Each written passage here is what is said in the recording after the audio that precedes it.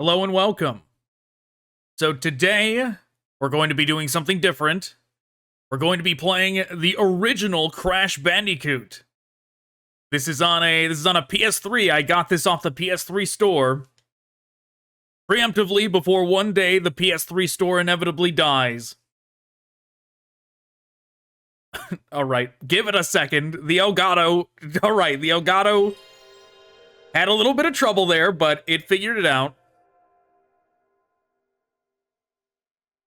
So yeah, my idea behind this is that I wanted to incorporate some older games into the channel, and I wanted to do, not like extremely often or anything, but maybe like once a week, once every other week, something like that. Maybe we will dive into some older games, and I was thinking on Mondays. I'm thinking about calling it something like Monday Night Nostalgia or something like that.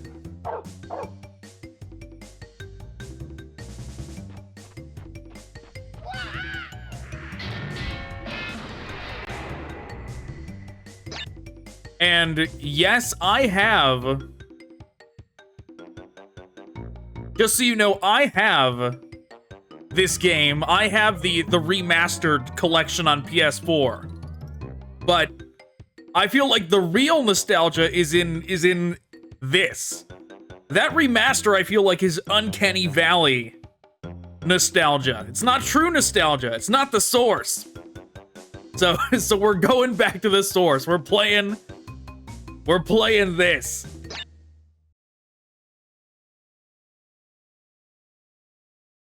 And of course, this was a PS1 game, which means that there was no analog stick back then.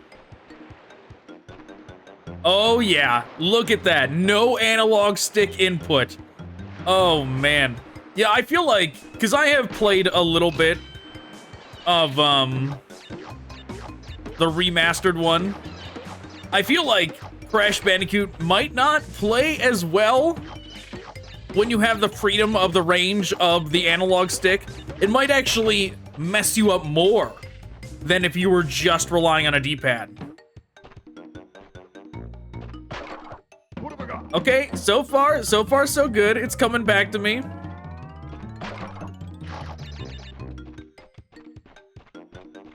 And also, I feel like his movement is just better and more responsive than the remastered Insane Trilogy. Like, he feels less clunky to me.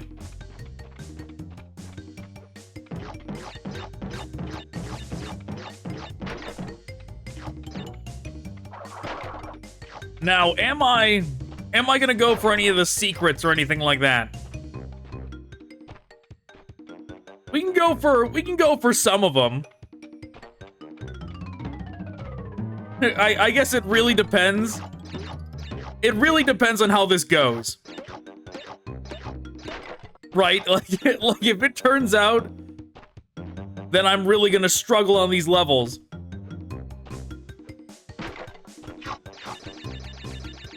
then maybe not. Maybe then I'm not gonna go for all the secret stuff, but if I do pretty good, then yeah. And I feel like that goes for I feel like the same thing goes for whether or not I'm gonna beat this game. Right? It's like, yeah, it would be perfect if I actually played through the entirety of this game for the introductory installment of Monday Night Nostalgia. But at the same time, old games are hard.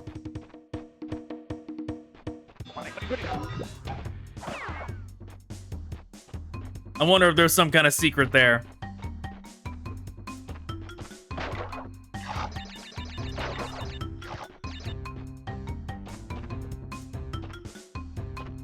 I was scared. I was like, what if that turtle respawned? Okay. Yes, I remember this. I don't know if I want to do this yet. Like, I've got the double mask ready to go and like slot it up for the next level.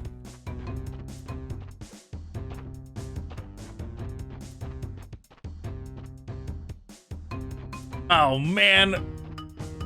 Whatever, I'm gonna do it. I'm gonna do it. I'm gonna try it. I'm already like, the Crash Bandicoot fear is in me.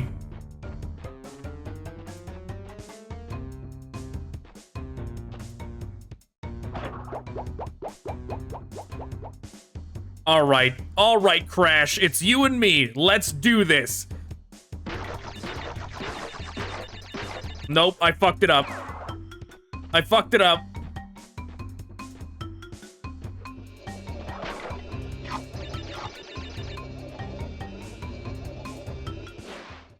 Ah, it doesn't have the thing that the later games added, which is that it tells you how many boxes you have before you jump in the portal.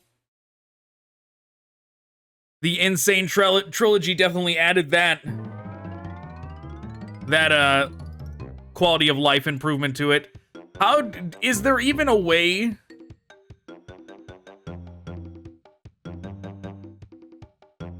Is there even a way?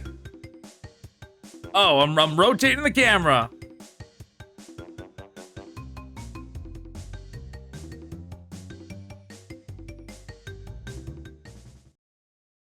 Press select to quit game. No, I'm just I'm trying to save the game.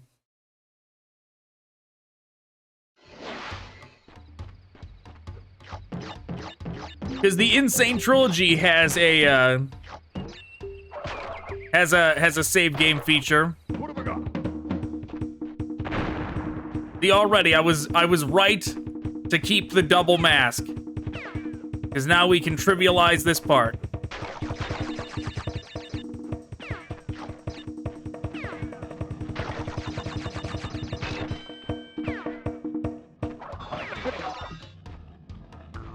All right. But yeah, because I remember playing this game as a kid. What have I got? And I thought there was a save. I'm pretty sure there's a save feature as well. But this game, of course, is old enough to be one of the PlayStation games that relied on codes. Where, like, it,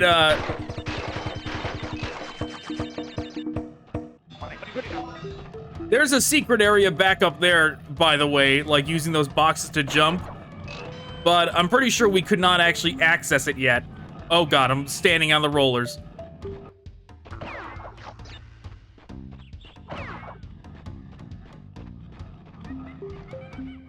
But yeah, this game had...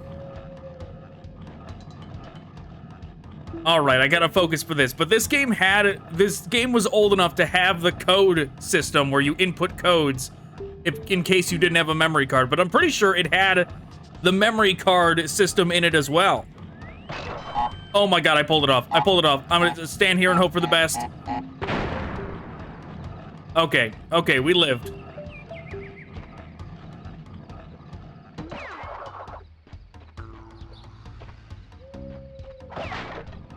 Already though, I'm happy I chose this one and not the Insane Trilogy. Because I know the Insane Trilogy does not copy the game one for one. Like, the look and feel is different. They did take some liberties with it. Oh, I'm pretty sure in the Insane Trilogy, you don't just get teleported like that. I think you have to, like, get on a platform.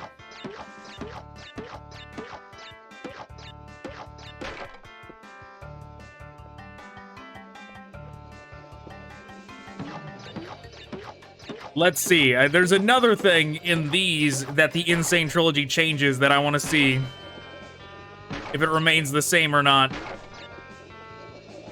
Yeah, see, she's just hanging out. She's just like, hey, you did it. Congratulations. When in the Insane Trilogy, there's like a There's a cutscene of this girl getting, like, kidnapped at the beginning of the game, and then, like, at the end of every one of these stages, she gets kidnapped again, which is weird, right? That she would get kidnapped again every bonus stage. She escapes and gets kidnapped every stage. That girl, of course. Oh, here we go.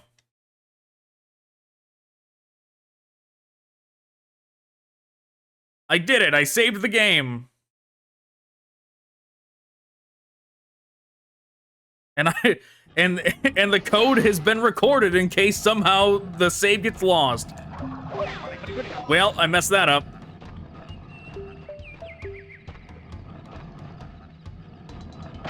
You know, this game has some weird stuff in it where, like, there's boxes that you can't hit unless you spin an enemy off like that and it, like, hits the top of one of these pillars. Weird stuff like that.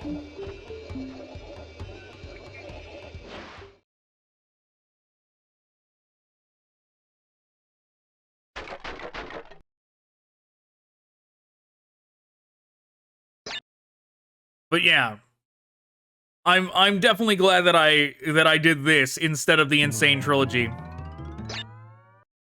Which I also have.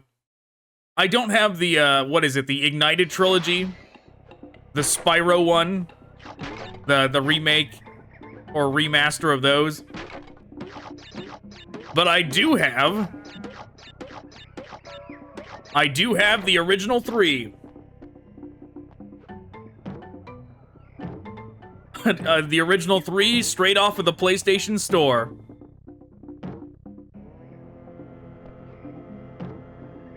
You know what I was disappointed that wasn't on the PlayStation Store? There's actually a lot of weird stuff on the PS3 store. Like there's a lot of stuff on the PS3 store that that is not on the PS4 store. And oddly enough, when it comes to Star Wars games, there is more Star Wars games on the PS3 store than, like, any other console, at least. Like Steam and online stores, I'm sure have more. But aside from those, the PS3 store has the most Star Wars games.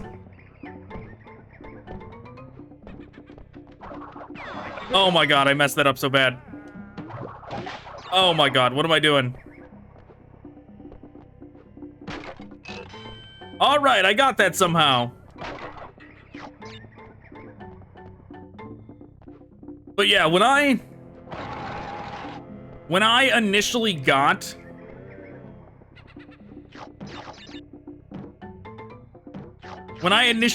a PS3, because I didn't get I didn't buy a PS3 until way after the fact. When I got a PS3, it was like specifically to make use of the PS3 store. And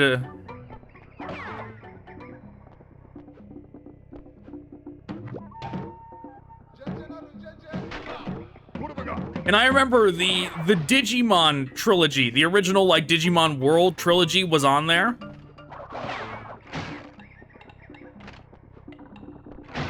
And I should have grabbed them at the time, but I didn't. And then I didn't revisit the PS3 store for years. Oh god, these guys, they're the worst. Those are probably the scariest enemy in the entire game.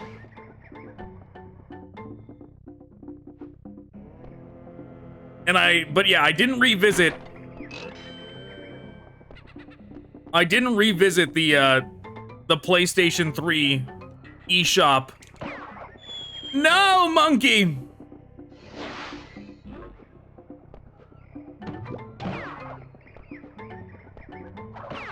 I gotta be aware now. Spinning on the monkeys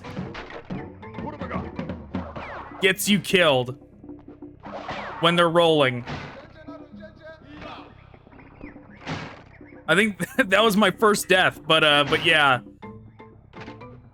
Long story short, when I, oh god. When I eventually went back to the PlayStation 3 eShop to get those games, they were gone, and it made me sad. Because... No! Come on, Crash. Come on, Crash. We can do this. Oh, man. That was close. What have I got? Because I feel like when it comes to old games and companies like Sony or Nintendo having like absolute rights to them, and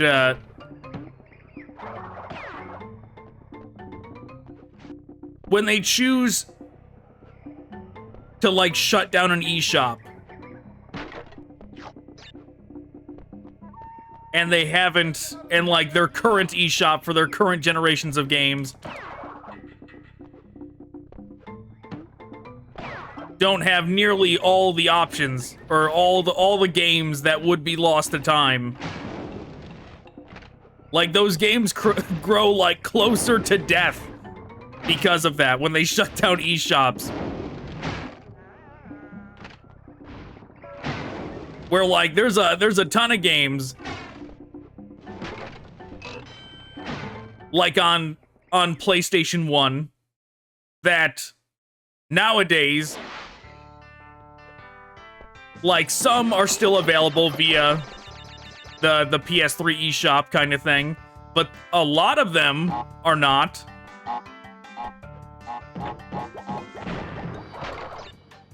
And those ones are only available... Okay, I'm gonna try and get this. Okay, I did it. Those ones are only available like via disc or emulation at this point.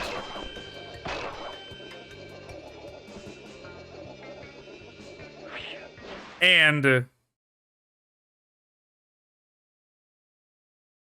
update save game. Yes, update save game. And those discs are not getting older, or not getting younger, rather.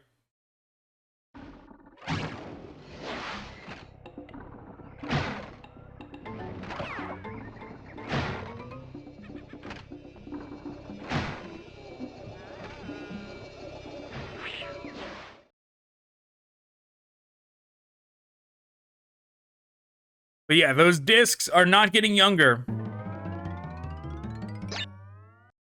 So like one day there's gonna be no physical copies left.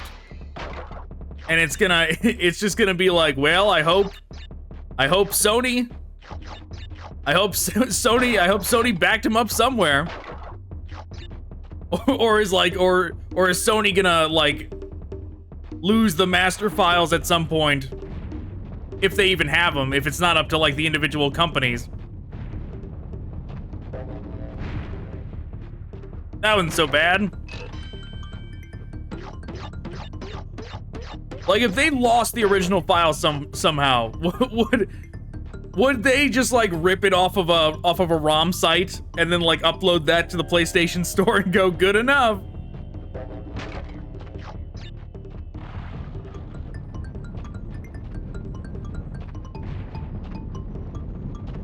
All right, I gotta concentrate a little.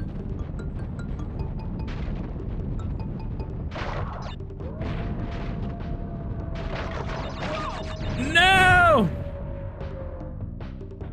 I should have just left that box be.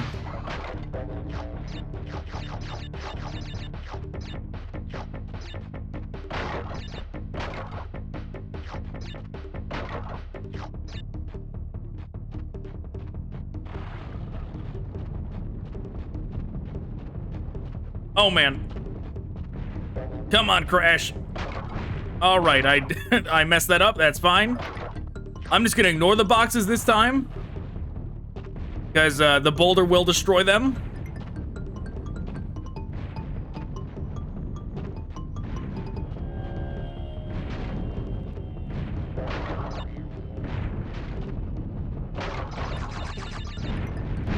Okay, I lied. I went for them anyways. Because I was thinking, what if this could be the first... What if this could be the first level that we get all the boxes in?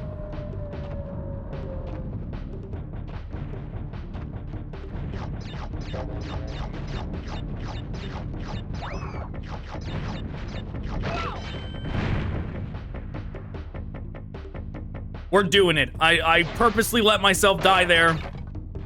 Because we're going for all the boxes. You know, that new game...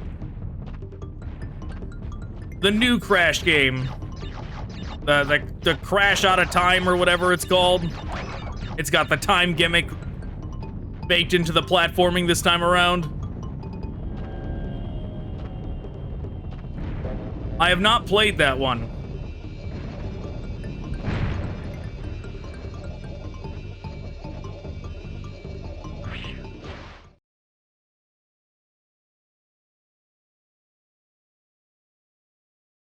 What, I get nothing for that? Nothing, nothing. It doesn't give me anything for getting all the boxes on that one.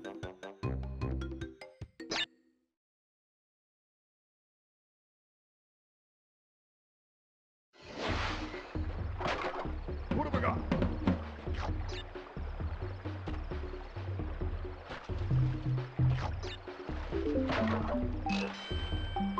But yeah, I have not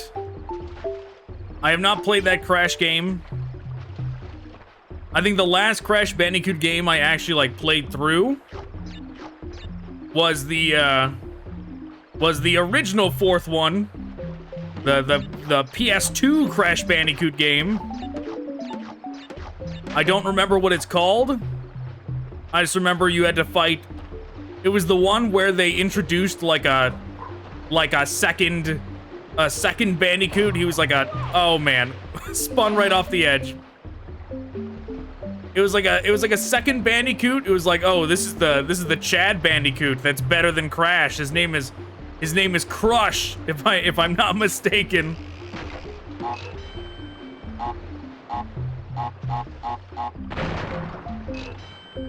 And instead of fighting a bunch of unique enemies like the rest of the Crash Bandicoot games do, where it's like a bunch of unique bosses throughout the game, you just fought Crush over and over again.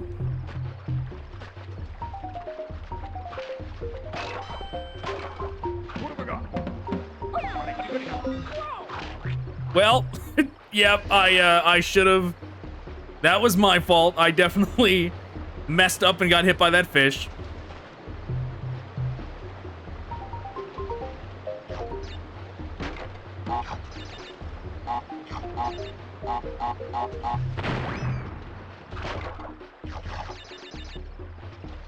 But yeah, how there was those the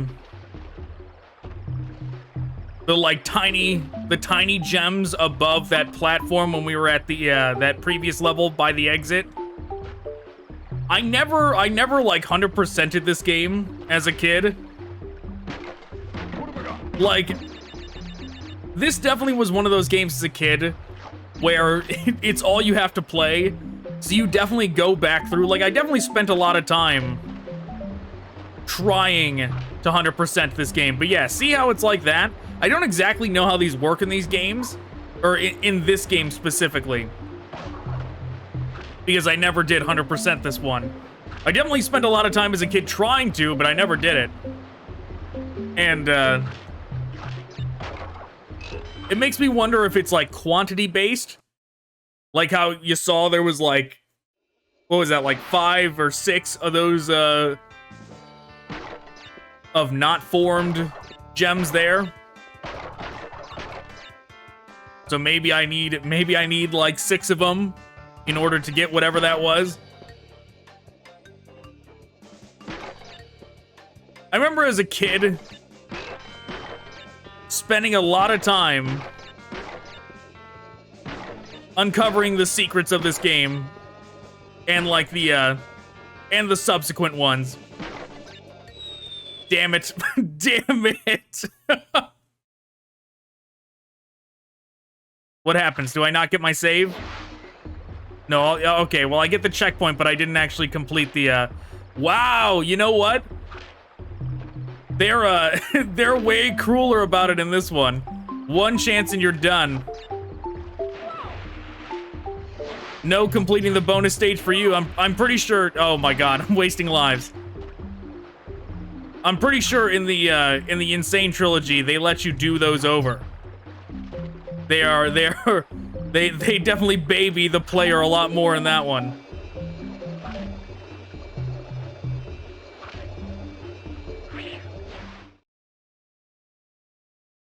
But yeah, I don't remember if it was this or it might have been like Crash Bandicoot 2.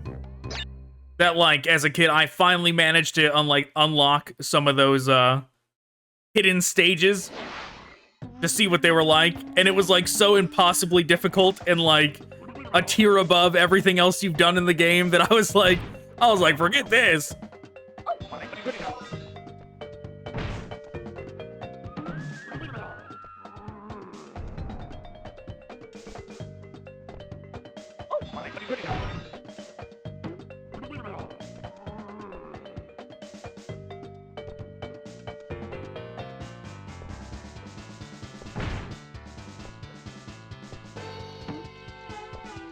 I got him. Barely, but I got him.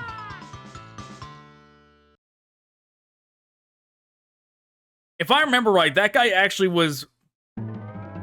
Man, I think they nerfed this game a little bit in the Insane Trilogy. I think they nerfed it hard. I think that guy was easier too. I remember in the Insane Trilogy, you could just like jump on him repeatedly. Like you didn't even really have to wait. Like, he was slow enough to where you could just jump on him over and over again until you won.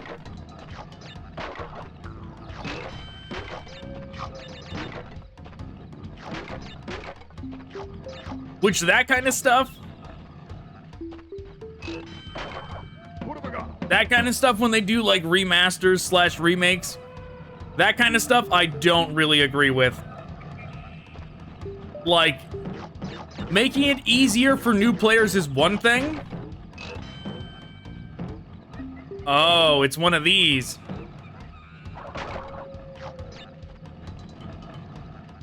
It's probably in some hidden location in this level. I don't remember where all three are gonna be, so I don't know if I'm gonna be able to get that guy's extra stage.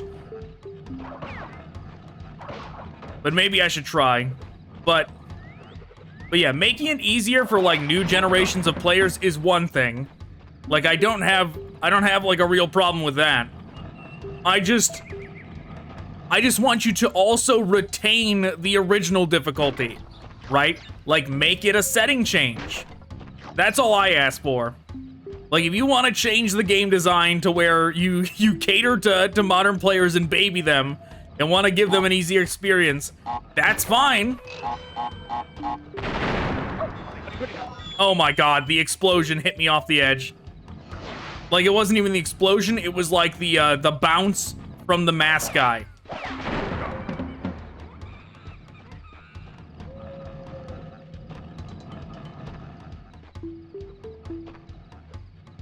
But yeah, like, if you want to do that for new players, I don't mind.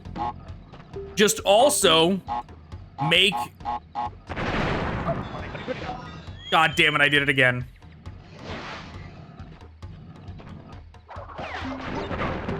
Just also make it an optional difficulty when you start up the game. Like, when you go new game, you have original difficulty and in modern. Like, just do that.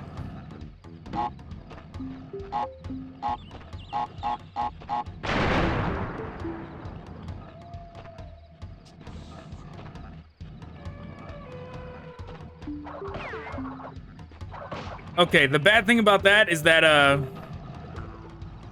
oh man, you know what? What if one of those, what if one of those faces were in there? Were in that pile of boxes? That might have been the case. If that was the case, we lost it by, blowing them all up like that. If that's the case, we'll do this level over. Oh my god. I gotta be careful where I'm hitting that thing as well. I've got to keep these things in mind for, we'll go back through this round and see if we can get the, whatever that, getting all three of that dude's head gets us.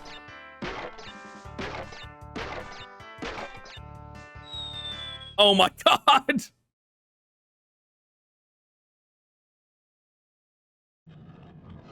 I guess I must have accidentally pressed up on the D-pad a little.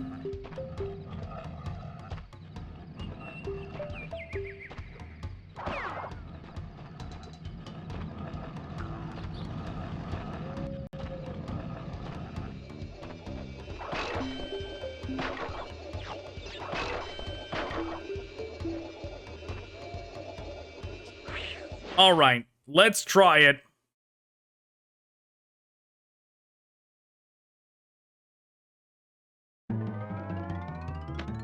How brutal, though, like, thinking about it, where you don't get to save unless you just unless you complete one of those.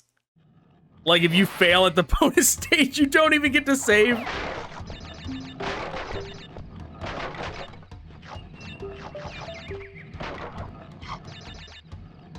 And when you get a game over in this one, like, I know the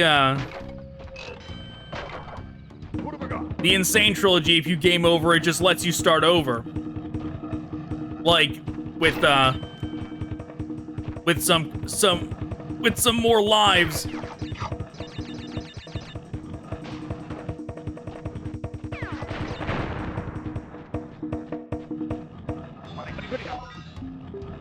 I wonder if this one, like, truly does just game over you.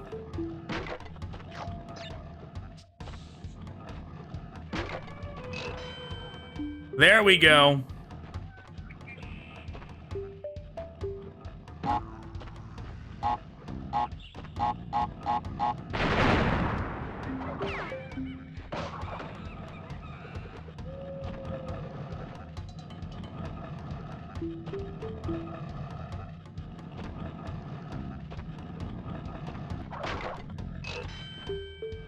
But yeah, the Crash Bandicoot with Crush, that was the last one I played, but I know when Naughty Dog sold off the rights,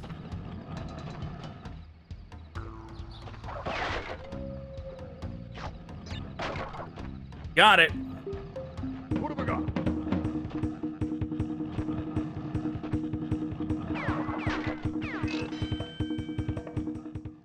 I know when Naughty Dog sold off the rights, whoever they sold it to didn't stick with, like, this style of gameplay for long.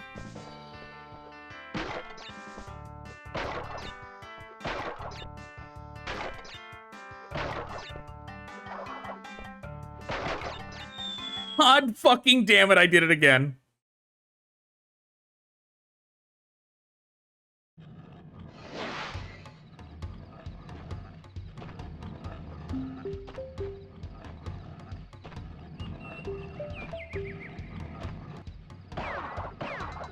Like, there was that game where you, like, tag teamed with, there was, like, Crash of the Titans. There was Crash of the Titans. All right, let's see what this bonus round is like. All right, but I'm gonna finish my thought before I jump into this so it doesn't mess it up, but there was, like, Crash of the Titans, and there was, like, the Twin Sanity ones. And from what I saw of those, I think I played like 5 minutes of one of those on PSP just to see what it was like, and was like, oh, this is not Crash Bandicoot, and immediately, like, stopped playing. Because it seemed to me like they tried to... They saw what Naughty Dog did, where they abandoned Crash Bandicoot and went to Jak and Daxter, and they were like, what if we give... what if we give Crash Bandicoot gameplay like that? Which, specifically, I'm thinking of, like... the Precursor Legacy, the first Jak and Daxter, because obviously, like, Naughty Dog must not have believed in the Jak and Daxter format very much, considering they abandoned it immediately. They made Precursor Legacy, and then they were like, goodbye, and they threw that out instantly to go with Jak 2 and 3, the style they did for those. And then when they sold off Jak and Daxter, it seemed like I don't remember what that game was called. Like, my brain is saying like Odyssey or something. Whatever the fourth Jak and Daxter was called. I feel like that company tried to bring it back to Precursor Legacy, and they didn't realize what Naughty Dog realized when they abandoned it. Holy fuck! No wonder I didn't try these as a kid. Like, I probably got that. I probably got that, did the same thing, died immediately, and gave up.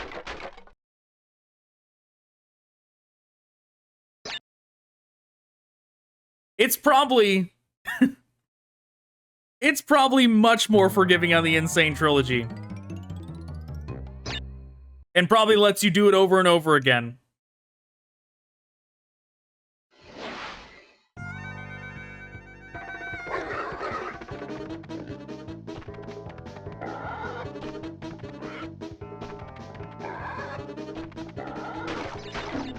Maybe we'll eventually, maybe we'll one day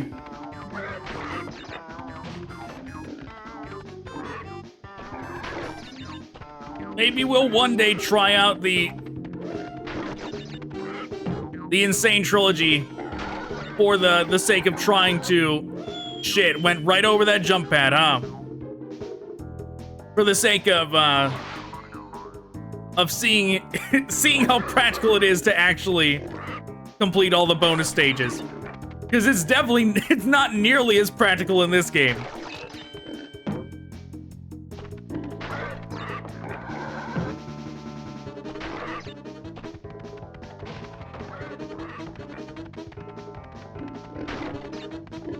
Okay, we're doing it. Kind of.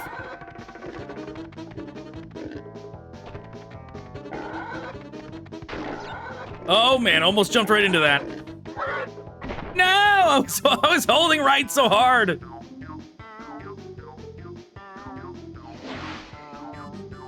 Man, I feel like Crash Bandicoot is like the king of diminishing returns. That kind of feeling where something is not easy, and then you botch it, and like every time you try it after that, you're gonna get worse and worse. Like you almost had it on the first try, and then every time after that, you just get worse and worse at it. God damn it. All right. I just gotta focus up. It's okay. It's okay. We can do this.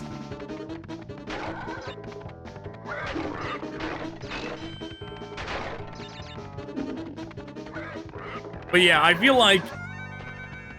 like Crash Bandicoot is like the absolute epitome of that feeling. Especially on things like this where like it takes the movement away from you as well. No, I made the same exact mistake.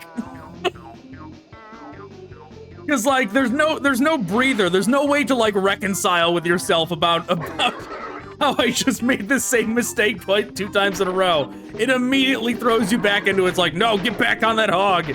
Get back on that hog and get back in there.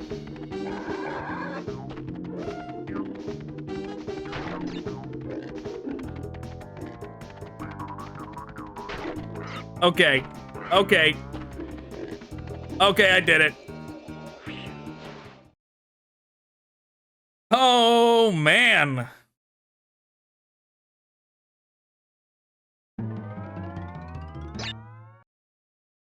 Native Fortress. Am I remembering right? Is this level like absolutely awful? In terms of like it's a nightmare to get through? It might be.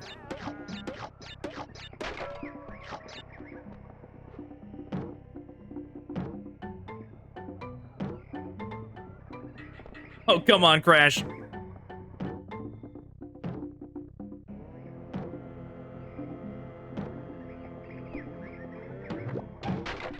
What have I got?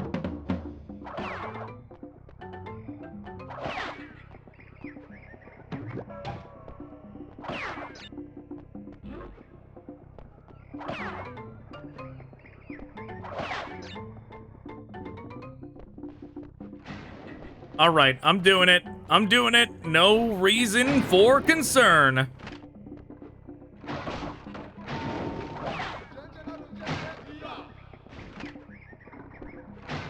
Got a checkpoint. Everything's great.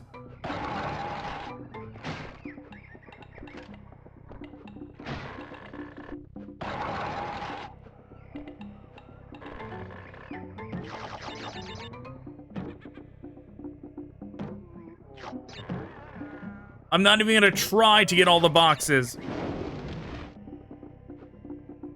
God damn. All right. These jumps, man. Like it feels bad when you fail these jumps because like the way he jumps, it definitely gets it takes some getting used to. Getting the Crash Bandicoot jumps down perfect. Like he definitely does not move how you would think he moves or how you think he would.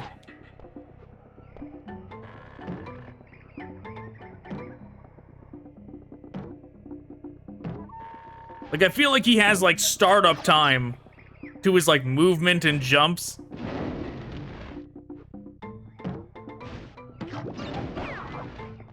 So the momentum changes. I was mashing.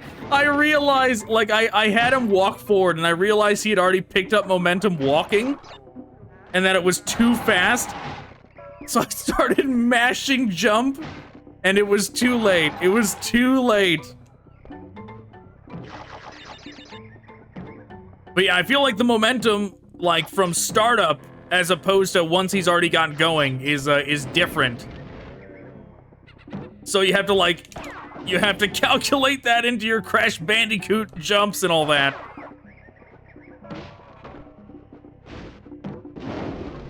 That was close.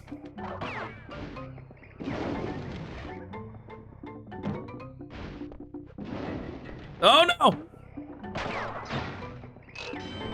Okay, barely. Those dudes with the shields, really, they worry me. Oh man, I thought I was gonna die there. I thought I spun too late or too soon. Those dudes with the shields worry me more than anything.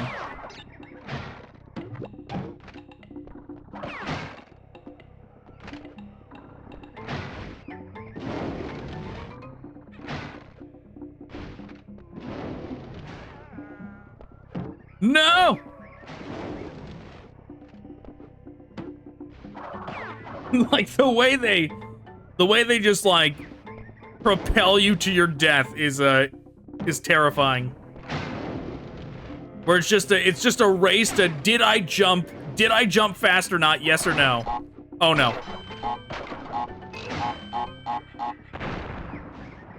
Barely made it out of there in time. No! I jumped, I swear. It just was too late. I did it was just too slow.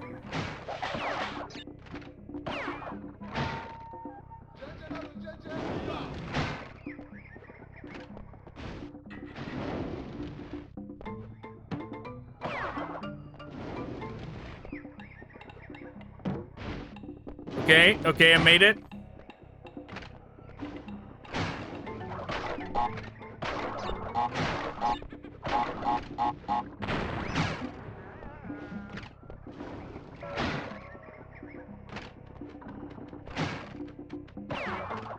I felt like that was dangerous. I felt like he was actually gonna kill me there.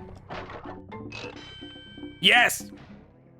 Checkpoint time. I don't care what's in here. We're not going for the boxes. We're going for the checkpoint.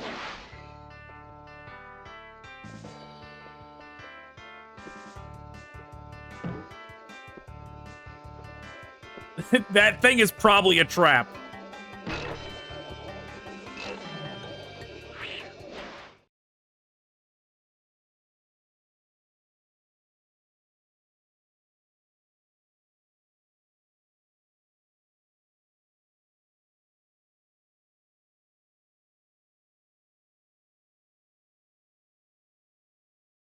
Native Fortress.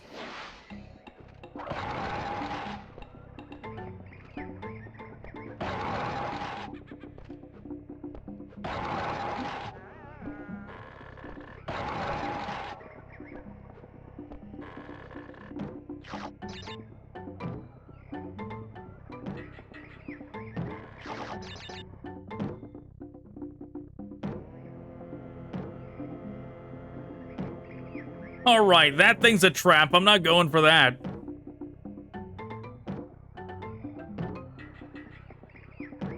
Maybe trap is not the right word. It's bait. It's bait put there to encourage you to fail. Oh, whoops.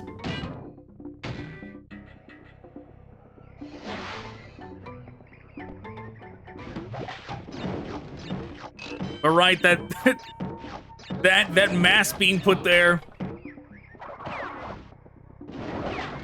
is just bait to try and get you to jump over there.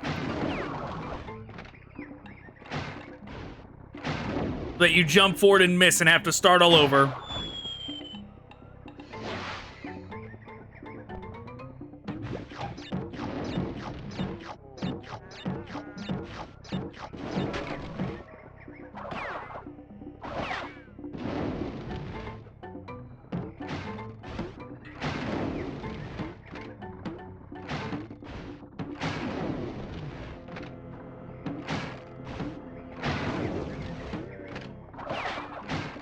That's terrifying!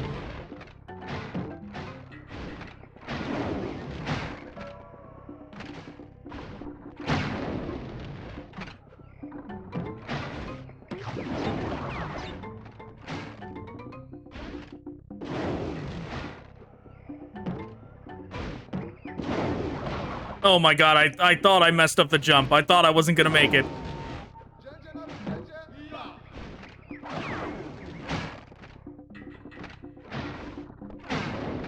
Come on. We've got to be close to the end now! No! My brain had already committed to that jump, and I already realized it was gonna get me killed.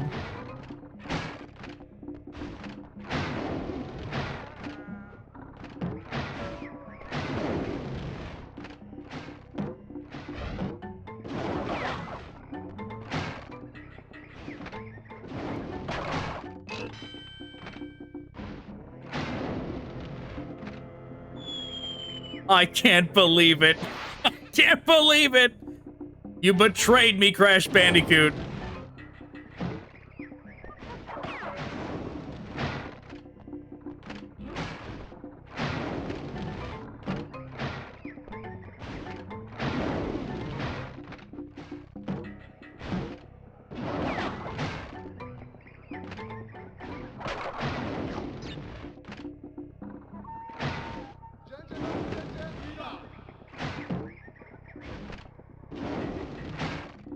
Well, that goes somewhere.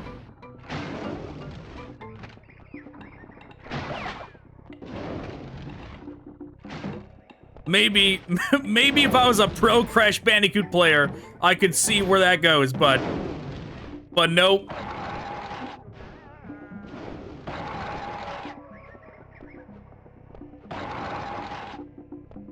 All I want is to get to the exit.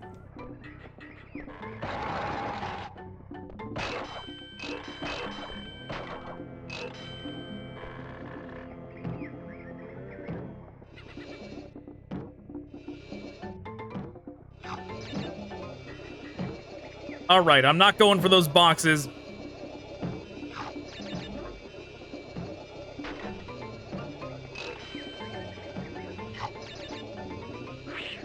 You know, of course, most people know about the parallel history that Insomniac and Naughty Dog had.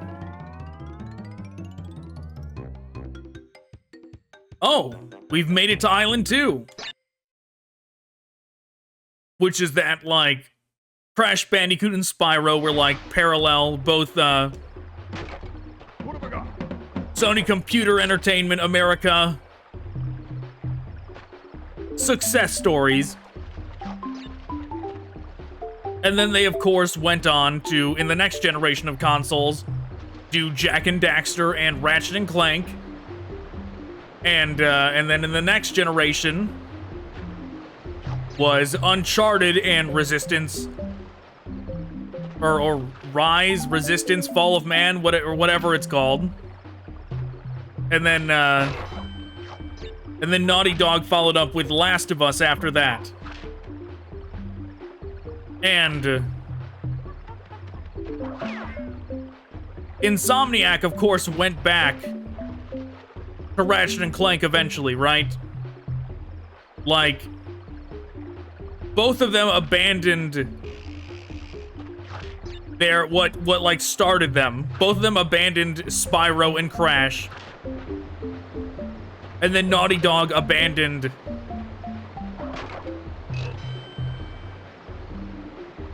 Jak and Daxter.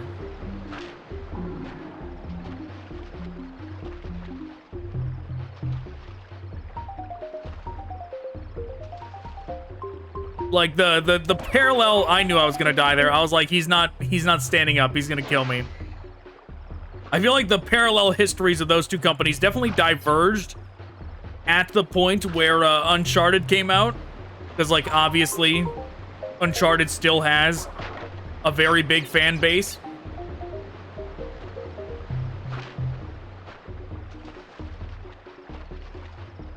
And not so much for Resistance Fall of Man.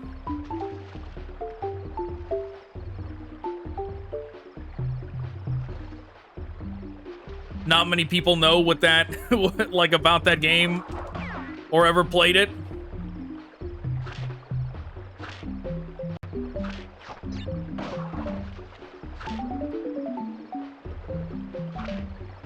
There was 3 of them, though, if I remember right. Like, wasn't there? Didn't they do, like, a trilogy?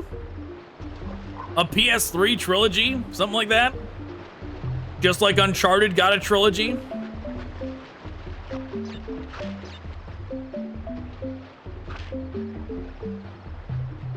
I almost just walked off the edge.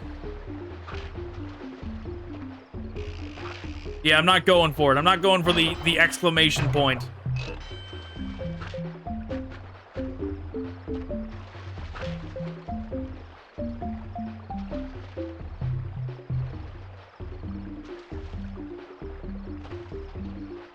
But yes, unfortunate that that the companies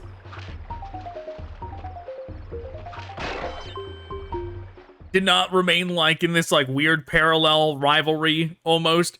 Like not like a literal rivalry considering they both were doing stuff for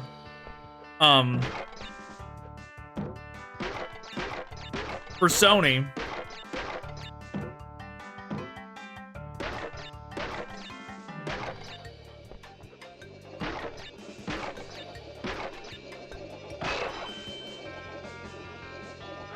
But in some sense, there had to be a rivalry there of like, what is gonna sell better? Crash or Spyro, what is gonna sell better? Ratchet and Clank or Jak and Daxter? What is gonna sell better? Uncharted or Resistance?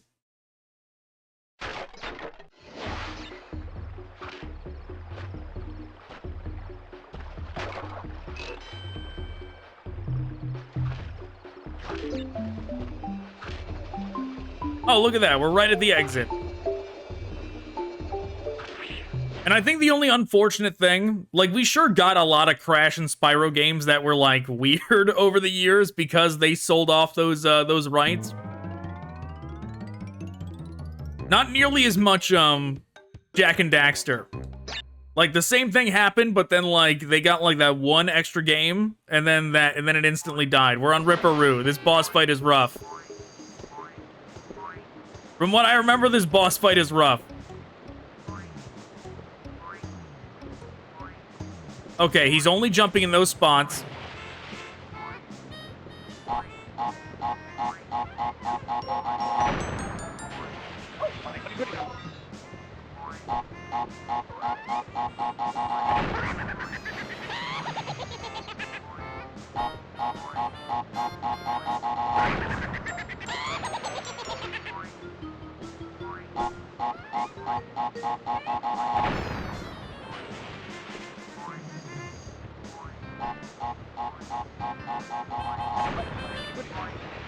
Okay, standing off the stage did not work. Oh no!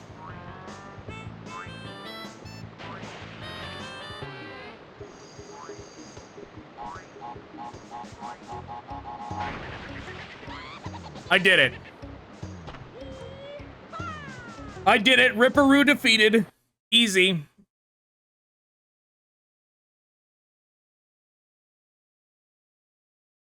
But yeah, like, in that whole PS2 era, like, I feel like games still could get churned out relatively quickly in, like, the PS2 era, as opposed to now. So, like, we got a bunch of off-brand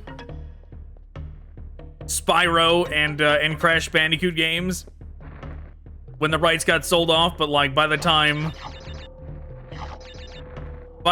Jak and Daxter got sold off, getting like that was in like the movie game era as well, where like movie games could get cranked out pretty quick and be available for like the release of the movie. You can't really do that now.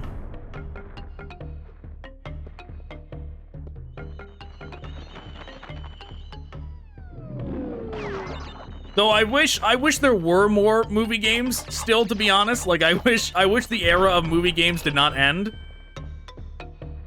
Because there's a ton of movies that came out that if they had come out like for a previous generation of video games, that they definitely would have gotten a bunch of movie games.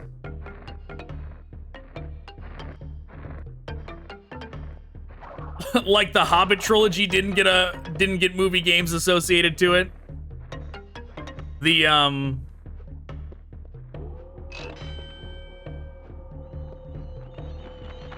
like Star Wars sequel trilogy, even though like people are divided on that, and it has like mixed reception, like same as the Hobbit did, but it wouldn't have mattered.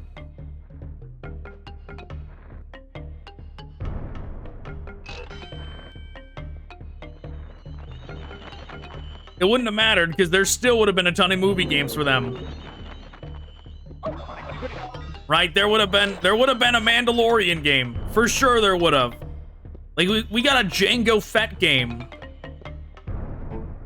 Oh my god. No! I got stuck on that little thing and it got me killed. Oh, that's tragic.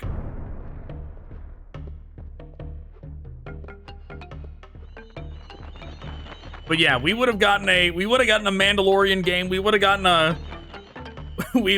a Star Wars, a solo story game. We would have gotten all of that.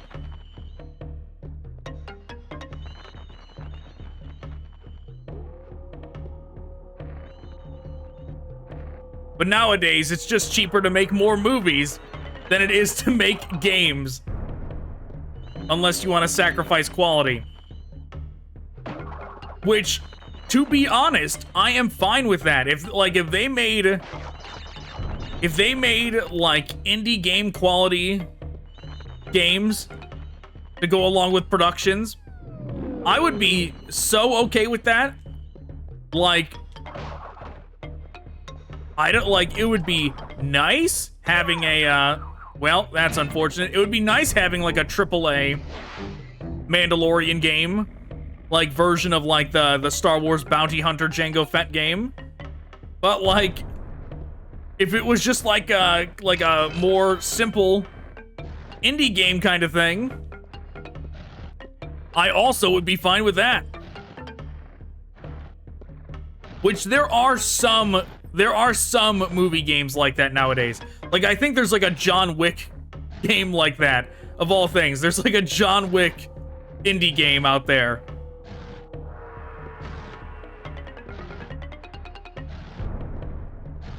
But yes, I went on a very long tangent, and I think what I was getting at, oh, that's unfortunate. What I was getting at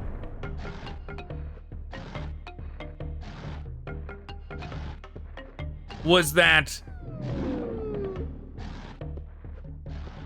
like, sure, we got off-brand Spyro, and we got off-brand Crash, and we got that one off-brand Jak and Daxter game. And of course the sacrifice was obviously worth it, considering Naughty Dog went on to make Uncharted and The Last of Us.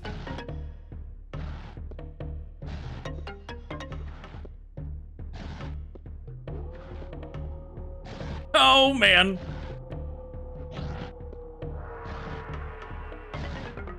But because of that sacrifice, because of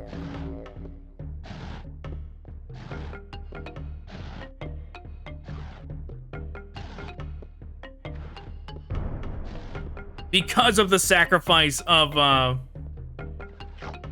what's over here? Nothing?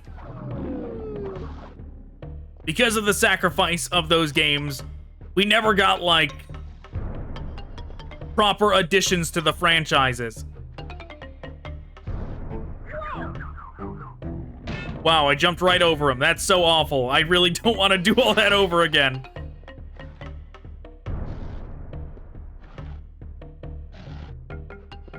Besides, like, Crash Bandicoot eventually coming back and getting that fourth installment, the time gimmick one. And, like, because of Insomniac backtracking, going back to Ratchet & Clank, we did get more of that. But, like, for the most part,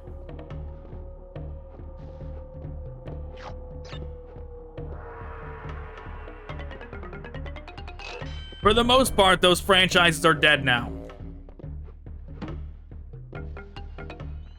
That was scary.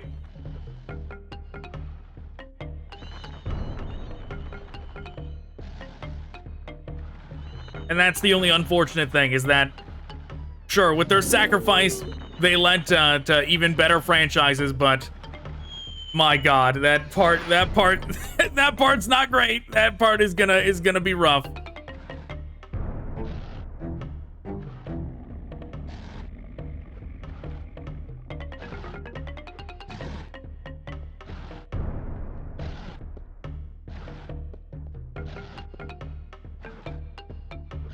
Yeah, it's not like a company like Capcom, for instance, that, like, holds onto their properties forever. And they're like, yeah, maybe in 15 years we'll do another one. But we'll still hold onto the characters so that they can make, like, guest appearances and stuff. Like, nah, they sacrificed those games to an altar. They were like, nope. Goodbye, we'll take the money.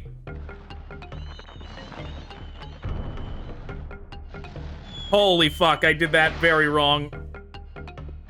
But I see what oh my God. But I see what I'm supposed to do now.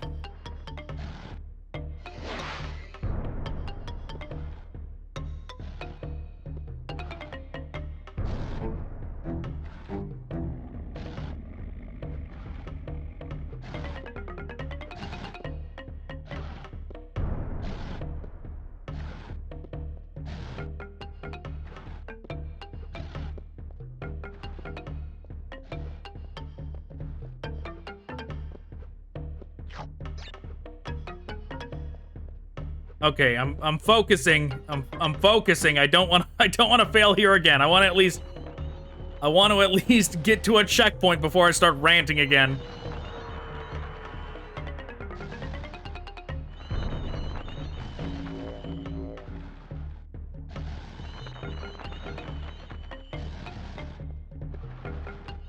Oh my God, barely. I barely made it.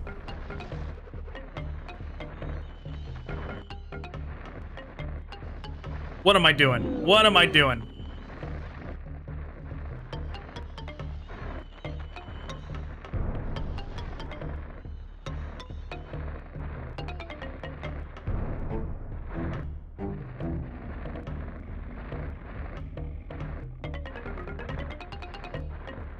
Okay. I gotta focus up.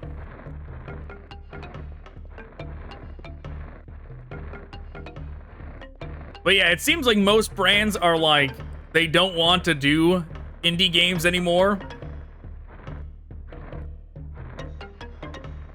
Like indie quality games. Like they want a lot of brands, it's like AAA or nothing.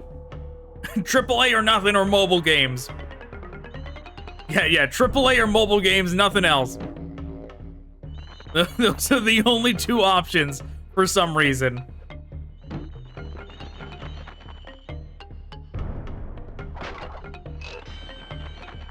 Like, when you look at Star Wars...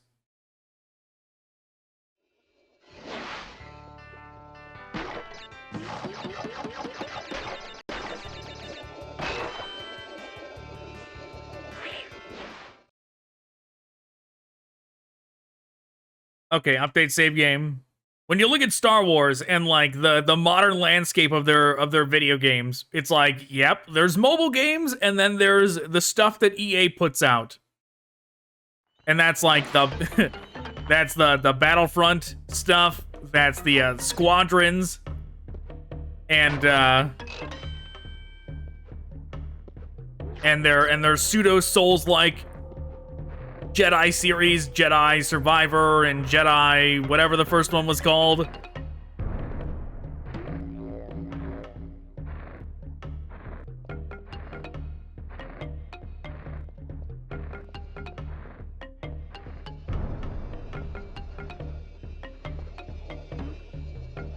Alright, I guess I'm not getting that. And like, when you dial it back and look at like what like Lucasfilm was doing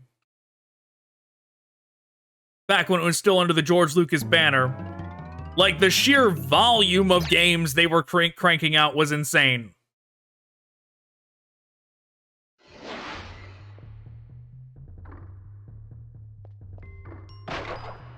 What have I got?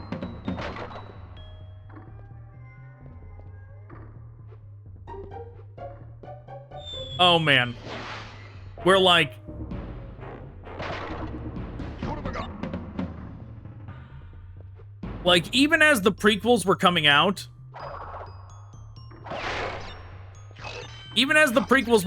that was not stopping them from releasing stuff from the original trilogy. If anything, there probably was more games coming out for the original trilogy, like alongside, like the original trilogy era, the Empire and Rebel era. There probably was more games coming out for the Rebel Empire era alongside the prequels than there was coming out back when those came out. Right? I'm sure like games got released over the years, but like I feel like the production, like the quantity of games coming out really ramped up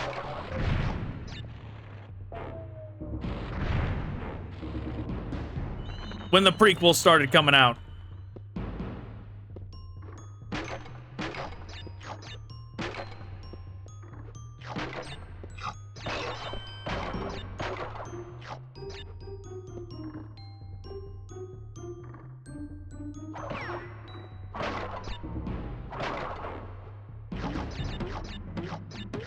And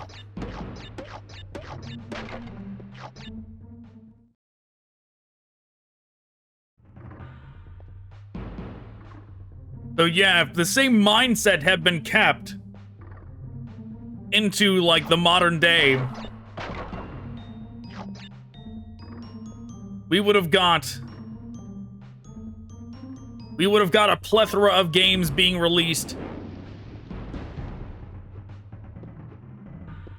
Not only for the sequel trilogy, but also the prequel trilogy.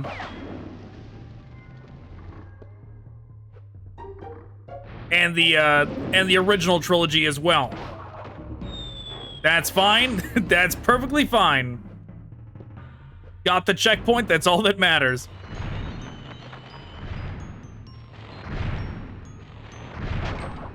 What have I got?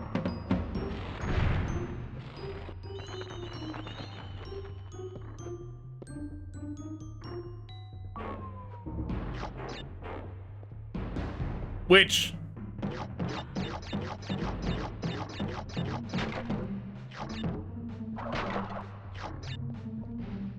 that would have been pretty rad to see.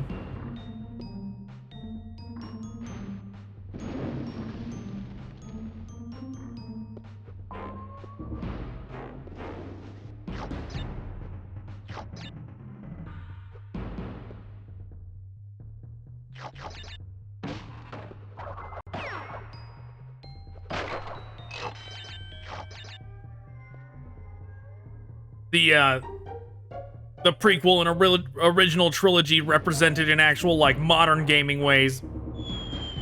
Instead of just, like, Lego, right? Like, that's the only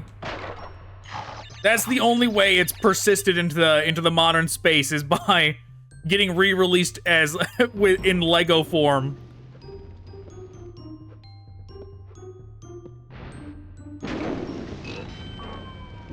Like, besides mobile games,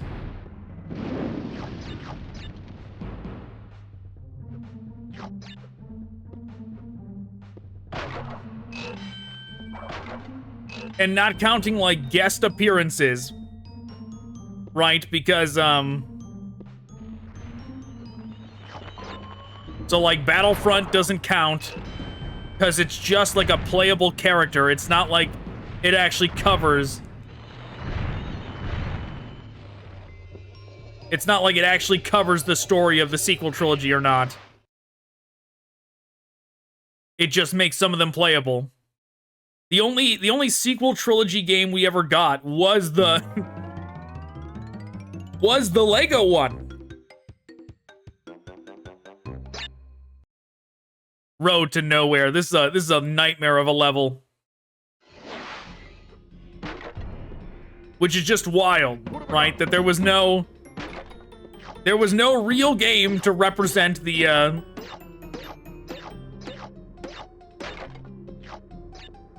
sequel trilogy other than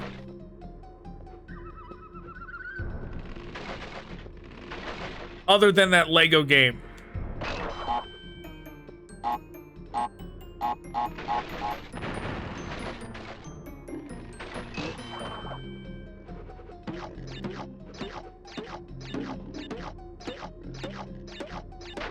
Like, when you think about the prequel trilogy, how many games, even just thinking about, like, Phantom Menace, how many games went through the events of Phantom Menace that got released? It was a few. It was like, it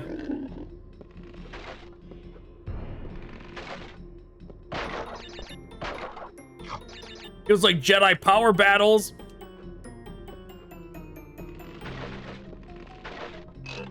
Battlefront went through it.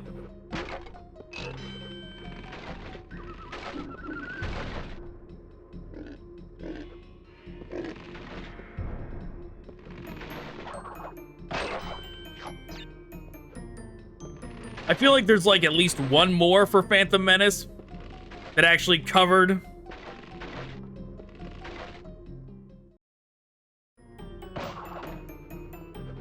I feel like there was like at least one more for Phantom Menace, not just based in the like Phantom Menace time frame, like not the pod racing game. But there was like at least one more, not counting Lego.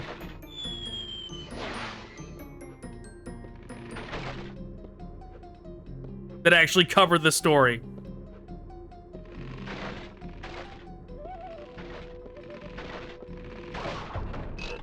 So far, so good, though.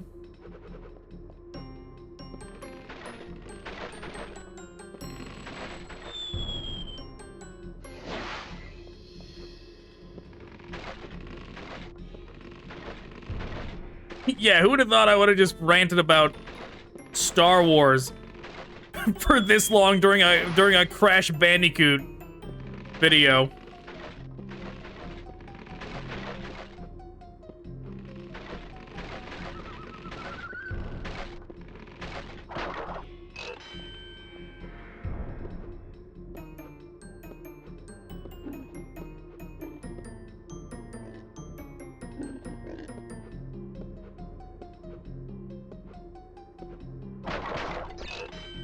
All right, bonus stage time. But yeah, that was the thing when it came to...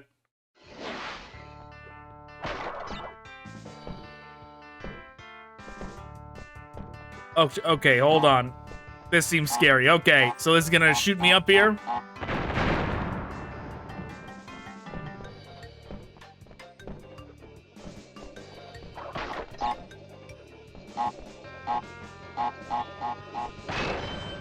All right, I had to focus so I could get my save point.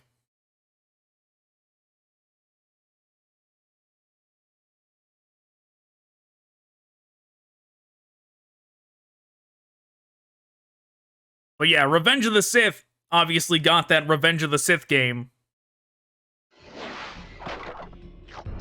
Oh, I remember. There was literally a game called Phantom Menace for PS1. I can't believe I... Oh, if I do myself...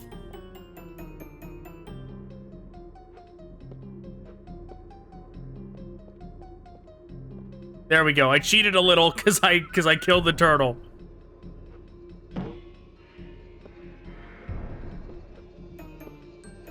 But yeah, that was the other game that did it. Was that there was literally a Phantom Menace game, not just Jedi Power Battles, but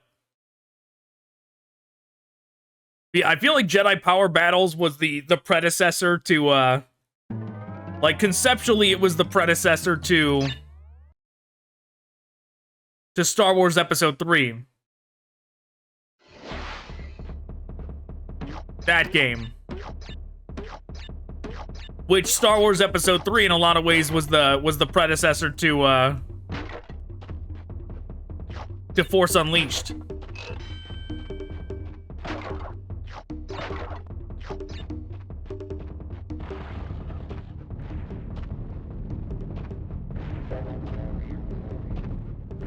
And Force Unleashed was its own thing of being some kind of like DMC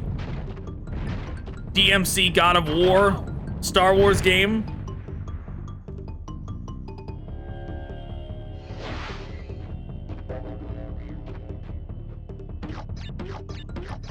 But just imagine. Because like Jedi Survivor is like not the same at all, right? Like you're much more grounded. You're much weaker in Jedi Survivor than you are in Force Unleashed. Like undoubtedly, you are much weaker of a player in that than you are in the Force Unleashed games. And that one got me again. Just imagine if we actually got modern Force Unleashed games. It doesn't have to literally be Sam Witwer playing Starkiller, but like you could have retained the gameplay in some way.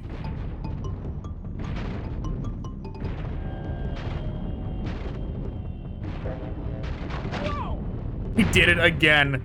That jump is so inconvenient because you're like, you have the feeling of you're gonna die because of the boulder, but then like trying to outrun it is what gets you killed. But yeah, who they would have chosen for a modern Force Unleashed game, I don't know.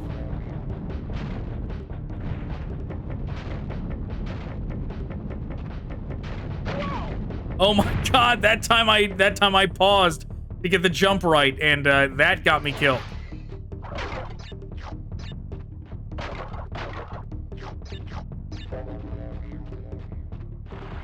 Oh geez, okay, it was like getting a little choppy there for a second.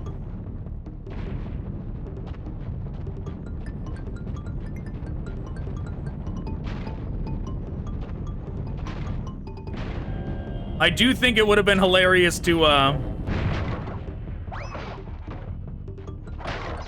I do think it would have been hilarious if they did Kylo Ren. If it was Kylo Unleashed.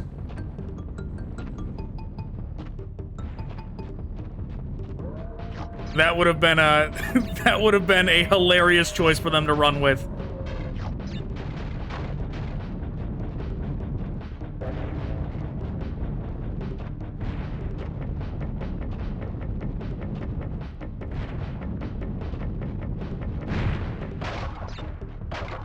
You know, I feel like as a kid, there was definitely a point in time where I got here and I ran forward and hit this TNT and died. I'm getting like flashbacks that definitely happened to me as a kid at some point.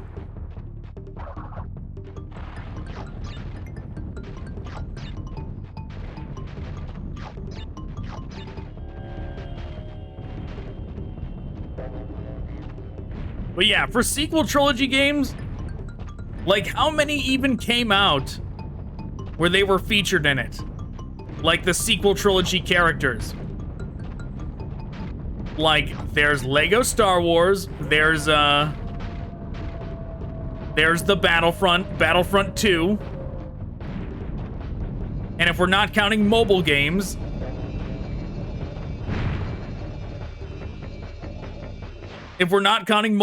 there was also that Sims DLC.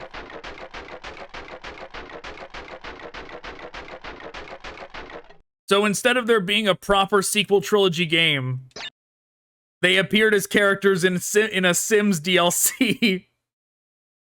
And there's of course the Lego Star Wars. Like that's wild that there's no real sequel trilogy game to represent the events that happened. That the Lego representation is really the only thing you get.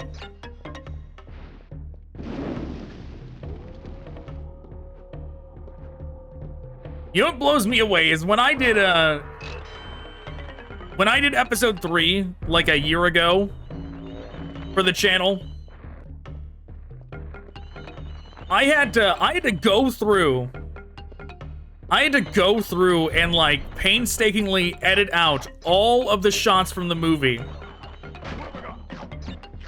that were in that video because those shots were getting it hard copyright struck, and it wasn't like taking down the video, but it was like one of those things where it was like your video cannot be viewed by anyone.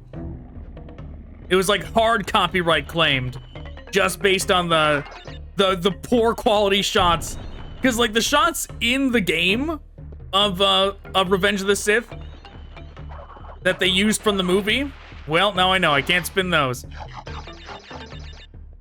The shots they used from the movie don't look good because they have been ported to a PS2 game.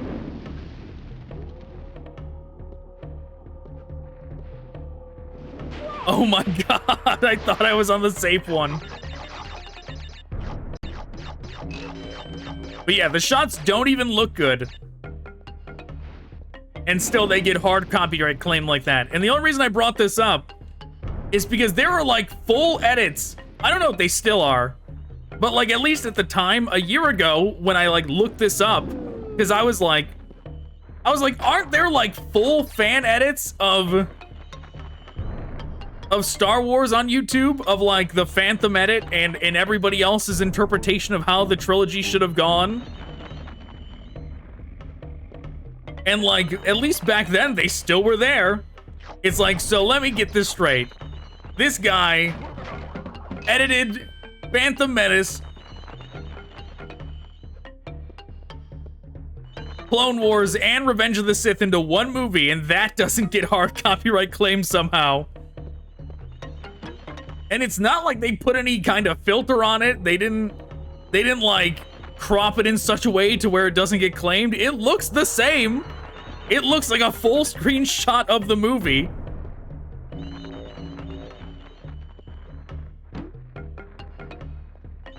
That didn't get claimed. But footage from the Revenge of the Sith game does.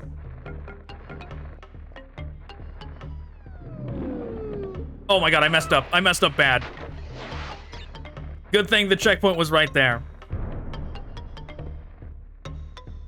But yeah, I don't think I've ever seen the true Phantom edit, to be honest. I thought about making my own at one point in time. I never got around to it, but I did think about doing it. Because when I watched a couple of those fan edits on YouTube.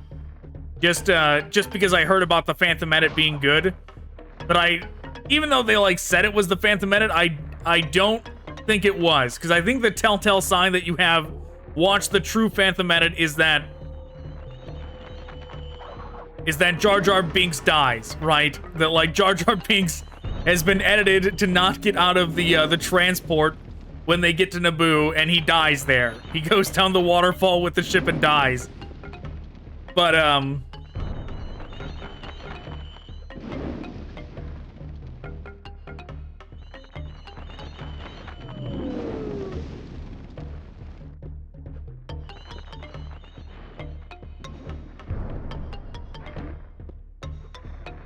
But the one I did see, the choice they did with editing was they chose to make it a Hayden Christensen movie, right? Like all the side content with Obi-Wan, all the Obi-Wan adventures in the movie, they cut out. And they like kept all the Padme and Anakin scenes, and they basically made it an Anakin movie, going from when Anakin is a kid to when Anakin is till his like turn at the end of Revenge of the Sith. And while that probably works from like a conceptual point of view, I feel like a lot of the parts that people dunked on for like Revenge of the Sith and Clone Wars were Hayden Christensen centric, which a lot of them were perspectiveless in the fact that like they didn't know that Clone Wars was 80-yard. The fact that Clone Wars was like all 80-yard dialogue.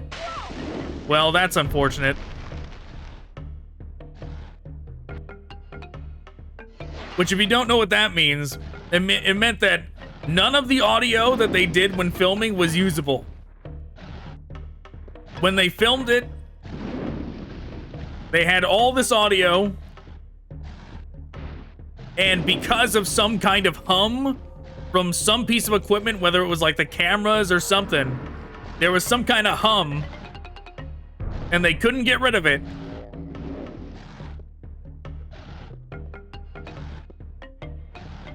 So they had to dub all the audio. So all the voices in Attack of the Clones are them in a studio redoing all the lines. And when you know that and you watch it, it becomes very obvious, right? But like if you, oh my God. Okay, for some, oh no, wait, no, I just tricked my brain. I was like, oh no, I did get a checkpoint up there. No, I didn't. I'm back down here. I'm back down here in the Nightmare Zone. But yeah, they 80-yard all that audio. So when you watch that movie knowing it, it becomes obvious that it's actually dubbed. The whole thing is actually dubbed, it just happens to be by the same actors.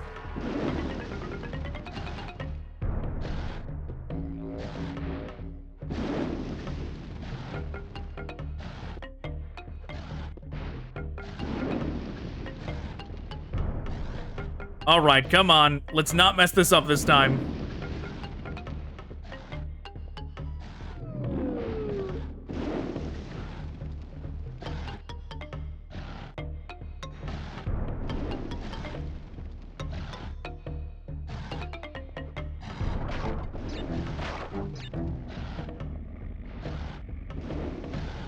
I thought there might be one of those checkpoint things in there.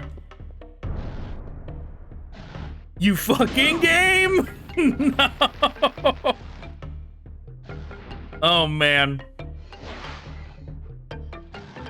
Sometimes I forget how cruel the Crash Bandicoot franchise is.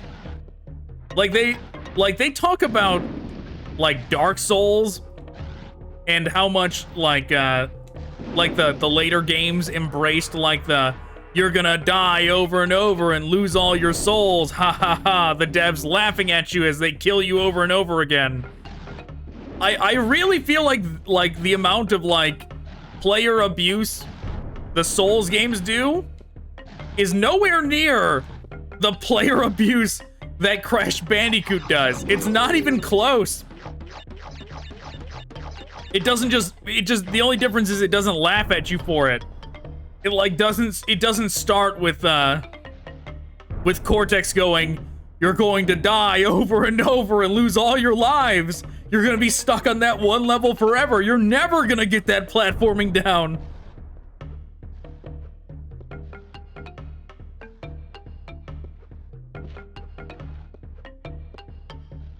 Okay. All right, checkpoint. But yeah, what was I talking about? Yeah, like the Phantom edits that I've seen, at least, they make it all about Anakin. And if I made my own personal variation of it, I would do the opposite. If I was cutting down all three into like a 3-hour movie, I would make it all Obi-Wan.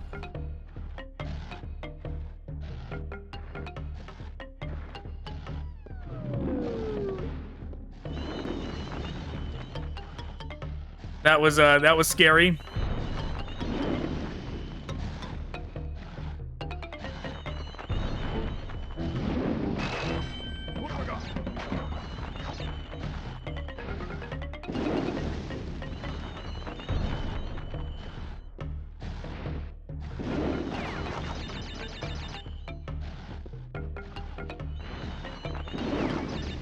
Yeah, those bats go away if you manage to take out both of them. I don't know if I mentioned that earlier or not, but that's how it works.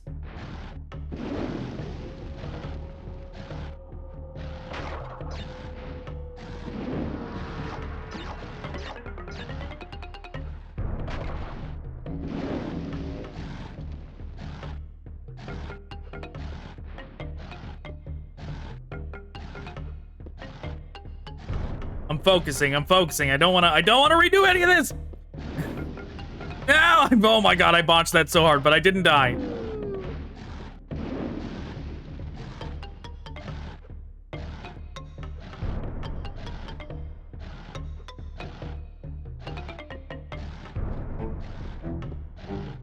You fucking game.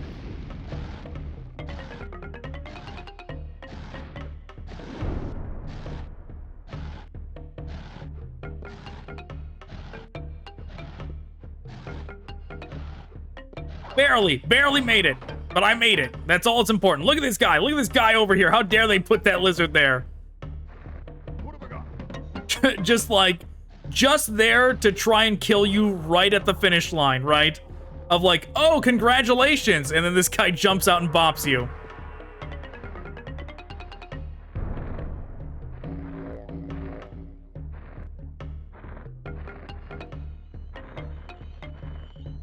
Like if the Crash Bandicoot devs make Dark Souls, they would put mimics right before bonfires, right? That's the kind of stuff they would do. The Crash Bandicoot devs are way crueler in their game design than the Dark Souls ones. I didn't need to jump back.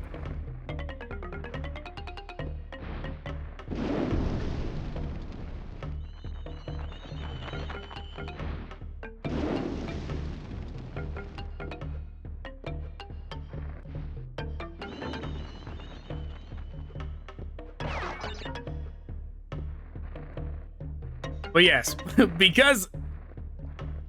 Let's see, I'm just gonna run for it. Oh, whoops. Totally could have gotten up there, but oh well.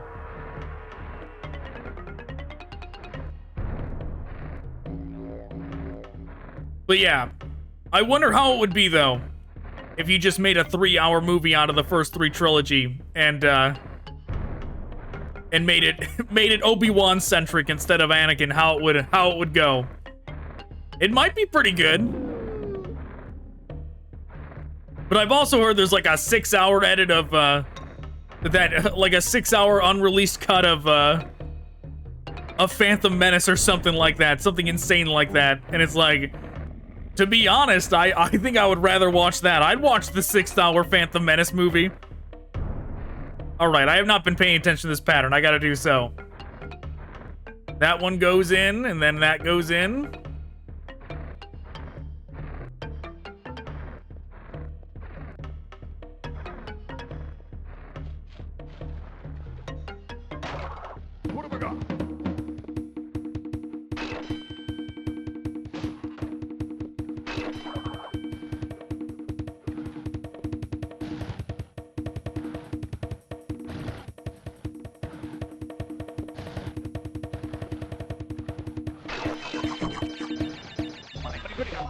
That was a little bit scary.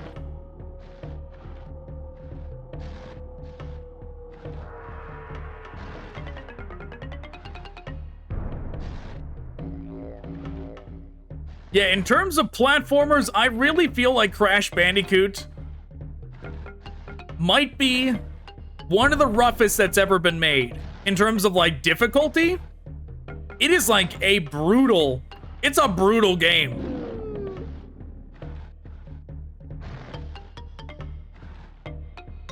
Like, it's not happy go fun time like Mario or anything like that. It is like, it's punishing and cruel to the players. It's like some kind of Chinese finger trap torture chamber. Like, I don't know why that's what I went to, besides the fact that, like, you're trapped in it of your own doing, right? Like, because it's equal parts enjoyment and torture. Of, like, the Chinese finger trap relies on you keeping yourself trapped in it, right? I don't know how many people have actually used one of those things before. I don't know how common those things are anymore. But yeah. That's Crash Bandicoot. Is that, like, it's brutal, challenging, and torturous at times, but you keep playing.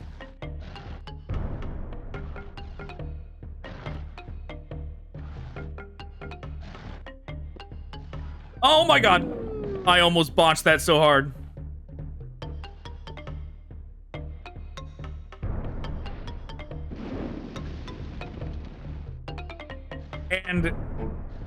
And maybe so far you're like, he's getting through all this. This isn't that bad. We are still doing the easy stuff. I promise you. I promise you. We're still on easy street when it comes to this game. It's gonna get much tougher.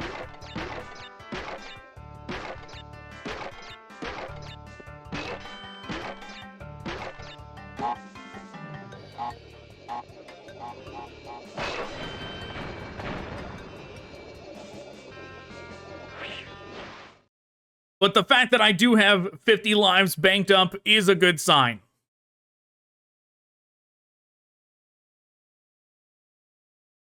That is the fact that we have 50 lives banked up is a very good sign that we're in good shape to make good progress on this game.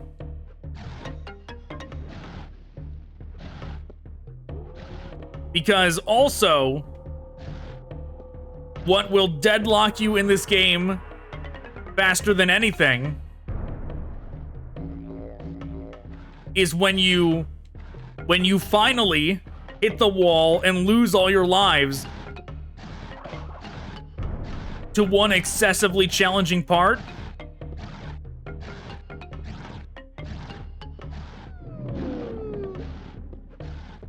Because then you're doomed. Then all these, like, free chances that you get significantly reduced.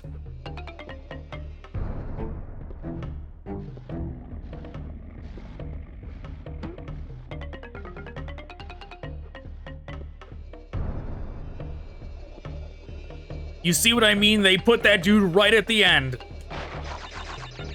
Mimic right before the bonfire.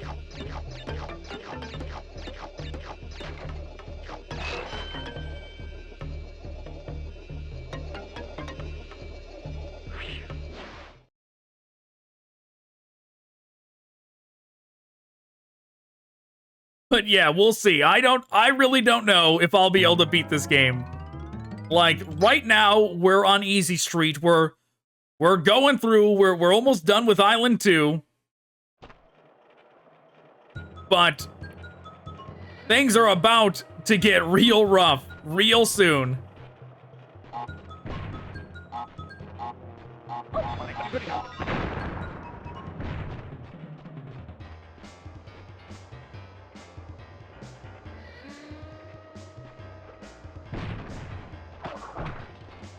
Almost like ran into the lava. Oh my god. My safety net is gone. I'm dead.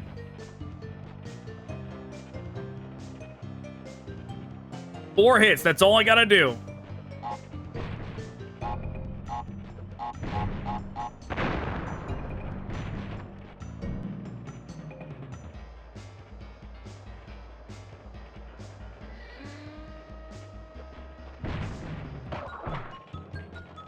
One hit.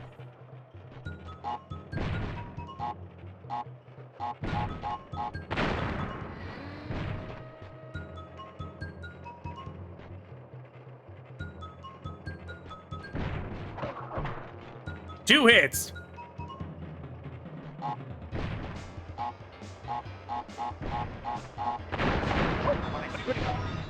Okay, that's bad.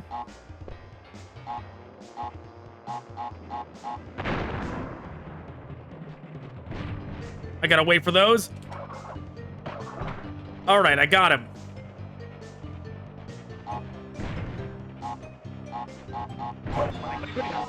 Oh no.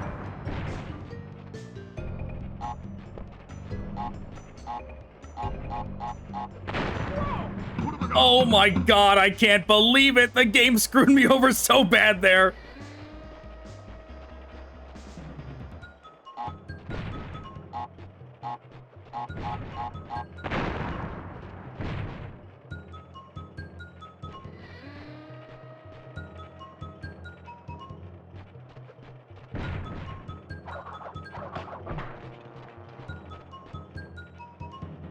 All right, all right.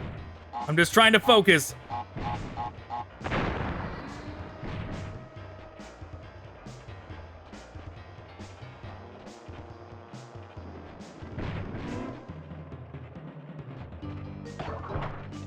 That's two.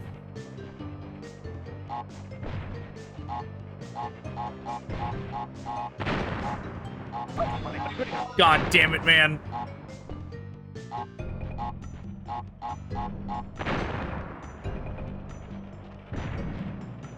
Come on, one more.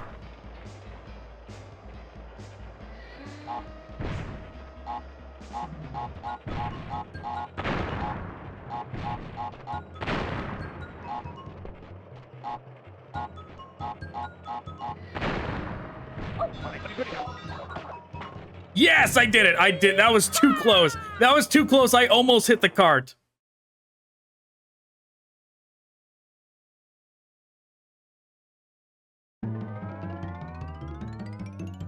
You know, for this series, like this this going back and playing old game series, oh, whoops, well, I'm dead. Out of the Ratchet and Clank games, or not Ratchet and Clank, Ratchet and Clank, well, out of the Ratchet and Clank games, oddly enough, the one that I want to go back and play the most. All right, that jump is not great. Let's see, maybe I can do it this time. The one I want to go back and play the most is actually probably...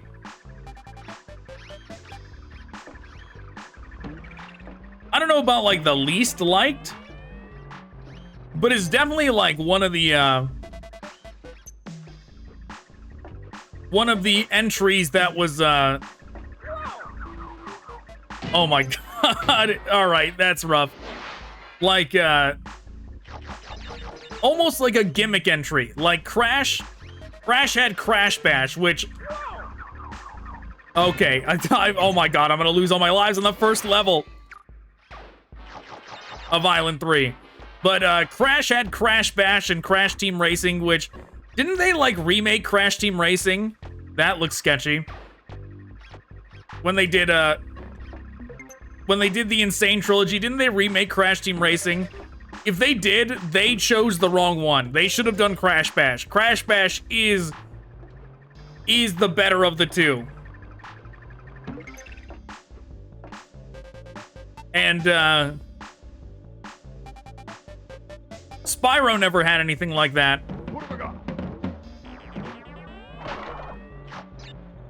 And Jak and Daxter obviously had Jak X, which was the racing one. Which, to be honest, I kind of want to go back and play Jak X. Like, I have fond memories. Like, maybe it's the kind of, like, rose-tinted glasses thing. I don't actually remember if Jak X was great or not, but I remember enjoying it. For a racing game, I remember enjoying Jak X. But yeah, for Ratchet and Clank, it was kind of like a different take on like a gimmick game, which Ratchet and Clank Deadlocked was like, if I can't remember which game had the arena concept, whether it was 2 or 3 or both. But Deadlocked was like, what if we did the arena concept for the entire game? What if we did nothing but the arena concept for an entire game and that's it? And it was good. It was good because of that. I mean, it obviously didn't do like well enough to where we got a Ratchet and Clank Deadlock 2, but I liked it. I remember playing it as a kid and thinking it was short. I remember beating it and being like, "Oh, that was it?" Oh my god, I'm back at the beginning.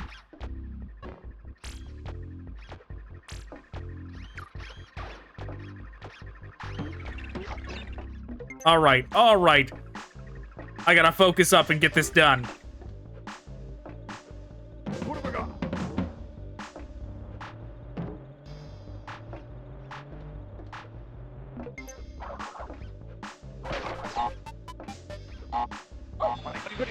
That jump is rough. Oh my god, Crash, why? His momentum killed me.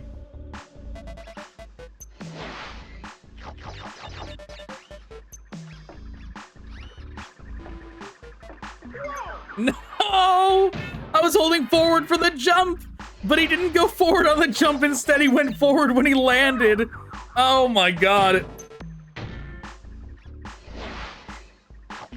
All right, guys, this is literally what I meant by like fortune can change really fast in this game. And then all of a sudden things are going to get like the difficulty is just going to spike a little. And it's gonna be enough to lose all our lives, and then we're doomed. As soon as we're on life rations, like retry rations for these levels, we're doomed. Because if we get to like a later checkpoint in one of these super hard levels, and we only have 4 lives to do it, or else we have to start over from the beginning, it's gonna be a nightmare.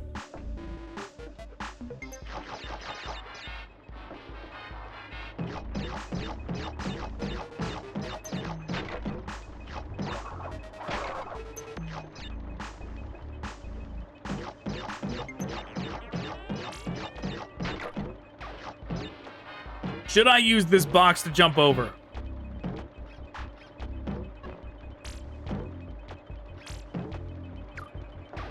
Almost got me killed. Almost died again.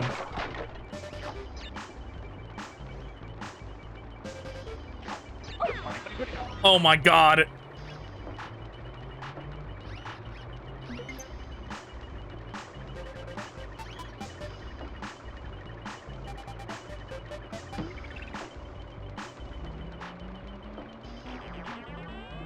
Checkpoint! Checkpoint, where are you? Come to me! Come to me, Checkpoint! I command you!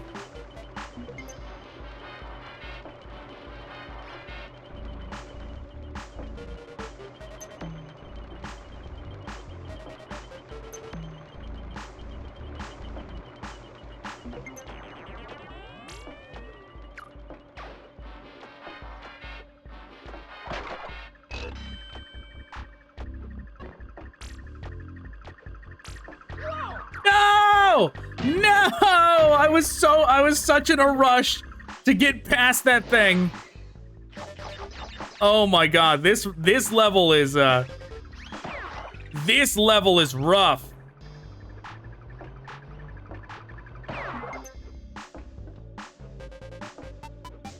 What have I got?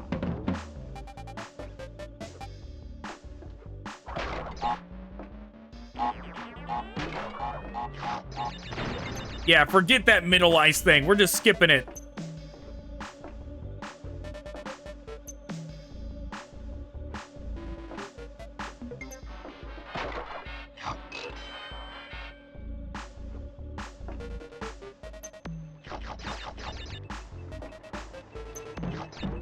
Alright. Oh, geez. Alright, I got up here somehow.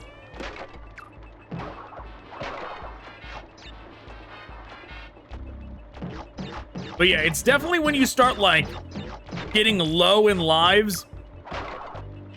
I feel like doing Crash Bandicoot in general is, man, I did it again. You can spin those?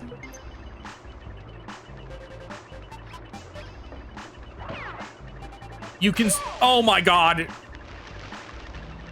The momentum betrayed me. I did not tell it to go that far. That was a tap.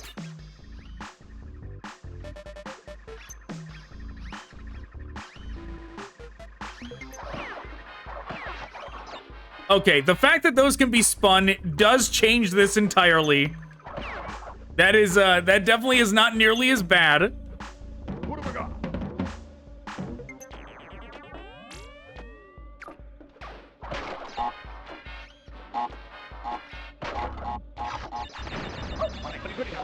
Game, you betrayed me. Where am I?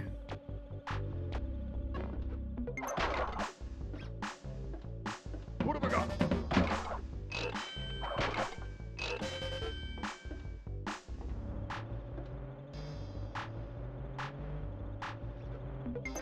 Okay, well, the positive of this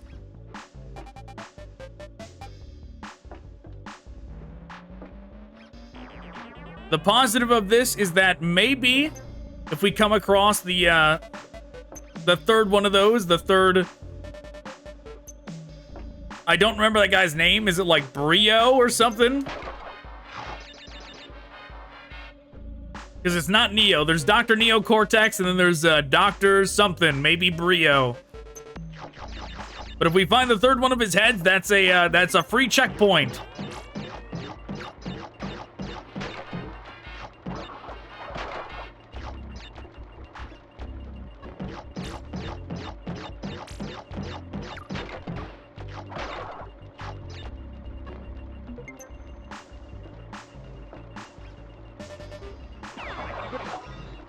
It still hit me.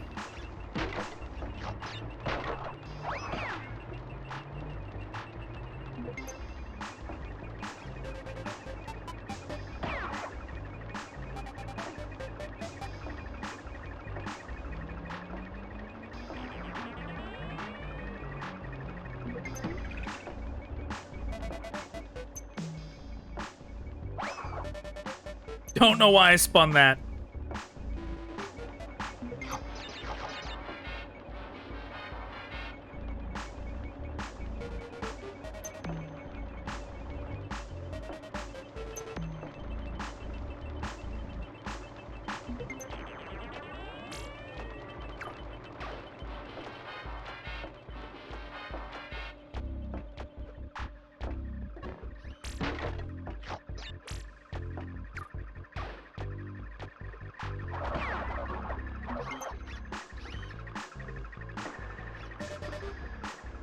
Oh my god, the checkpoint was right there the whole time.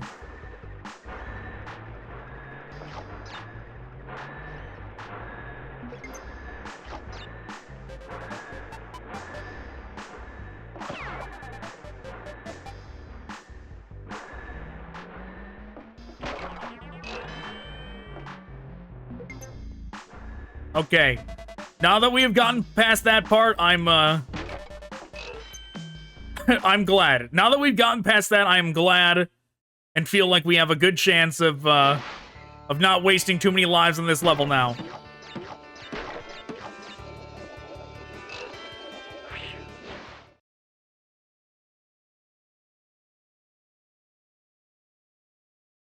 But yeah, if I was gonna go back and play any of the Jak and Daxters on the channel, it would probably be Jak 2. Jak 2 is the one I feel like I would want to revisit the most. Though I only have, like, fragments of the game in my mind. I don't actually remember that much about it.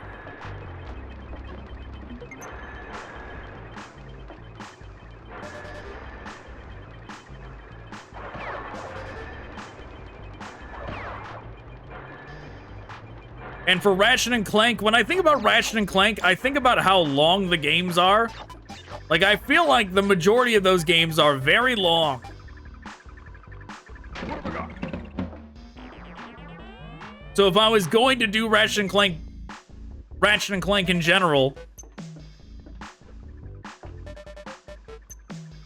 that thing is bait.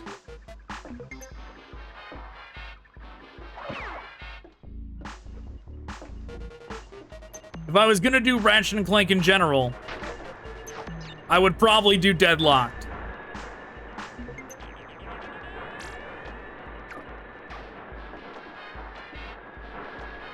And if I was gonna do Spyro,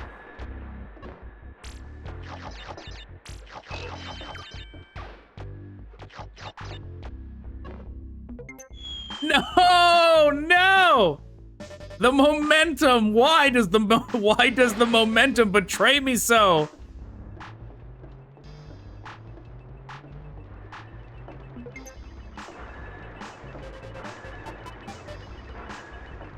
If I was gonna do Spyro, I probably would do the original.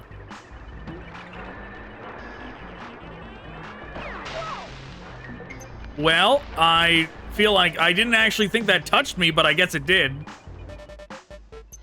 I definitely was not on top of it, which I thought was what was going to be the deciding factor if it killed me or not, but...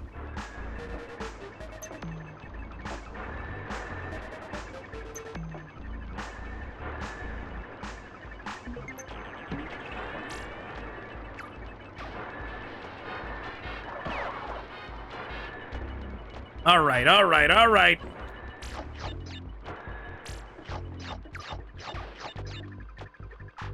What have I got? All right, I can do this. Taking the bait. What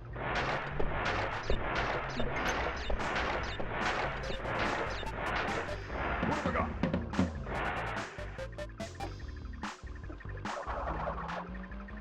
Whatever. We're leaving that thing be.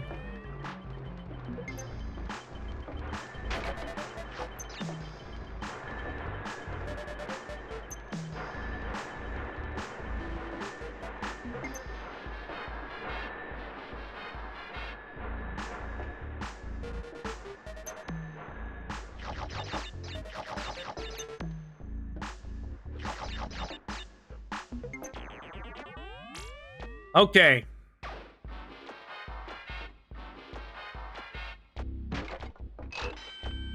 I did it! I somehow found another one of these bonus levels.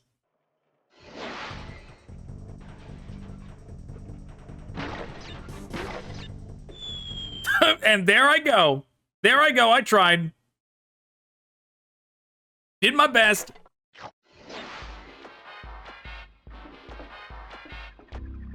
Yeah, I really think that would be the, definitely the selling point of, trying the Insane Trilogy, is just getting to actually experience what those levels are like.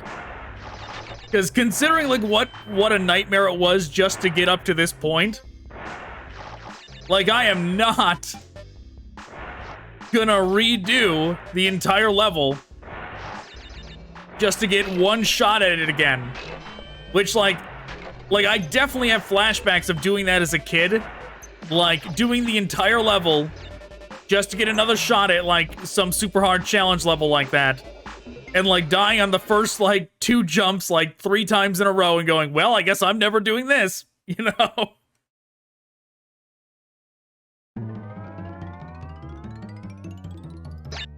Just like Nancy in Tekken 6. I know that's a very obscure thing to say when we're playing Crash Bandicoot, but in Tekken 6, there is this secret boss that you get to fight every time you do an arcade run, and it's like up there. I can't remember if it's like the 7th or 8th or 6th fight that you do, but it's up there.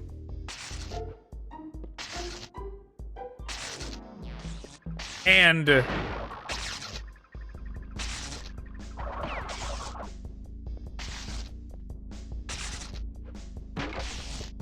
And you only get a single try.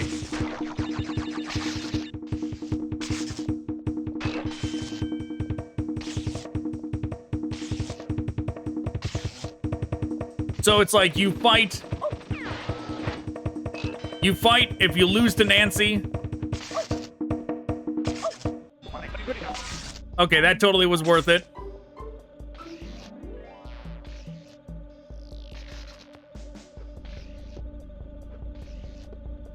You fight, you lose to Nancy, who's a giant robot. It's like a massive robot.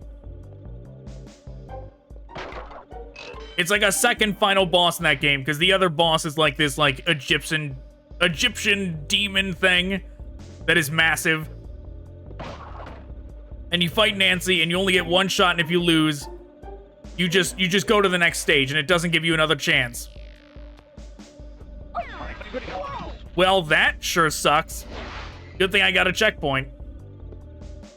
It's always unfortunate when, like, the bounce from getting hit is what gets you killed.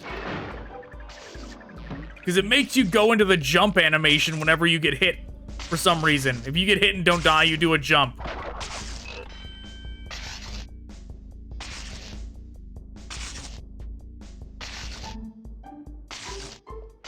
But yeah. Really, the only point of bringing up Nancy, though, is that it was a bullshit fight, and I never beat it because they didn't even give you any avenue to fight the boss over and over. Right? Like, you couldn't really practice. You couldn't really practice because it was one shot and you're done. Not really enough time to develop any sort of strategy at all. So it's like when games do that kind of stuff, it's like, well, guess I'm never beating them.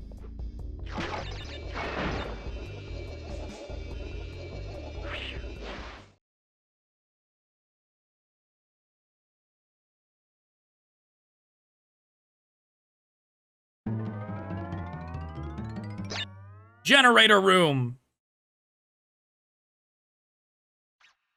We are making pretty good progress through this game, though.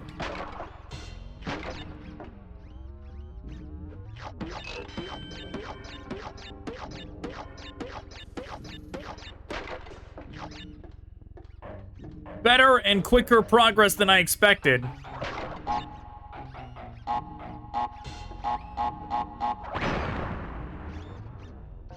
I spun there just out of fear.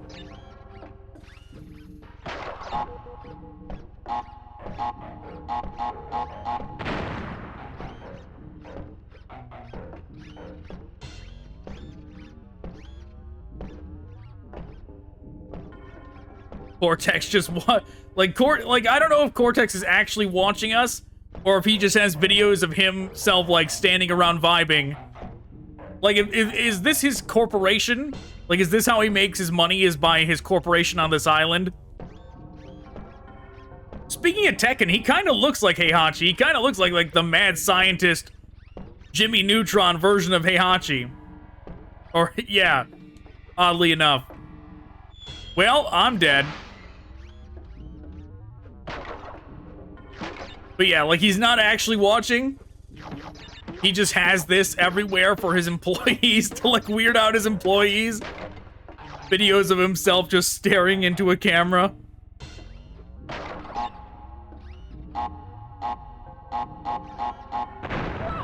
Okay, yeah, I was too indecisive there. Definitely too indecisive.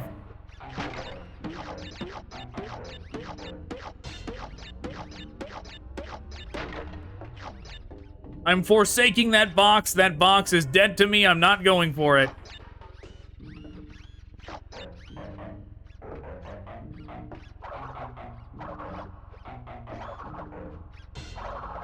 What is happening here, game?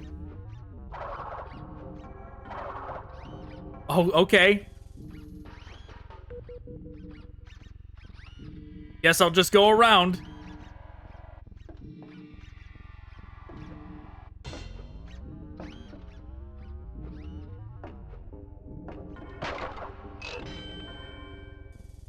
Not going for that bait either. That exclamation point thing undoubtedly would activate those.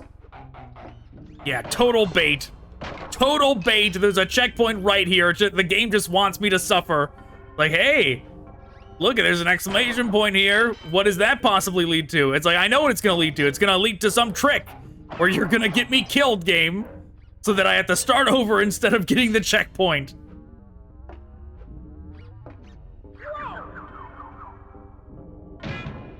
For some reason, I didn't think that thing was going over the platform.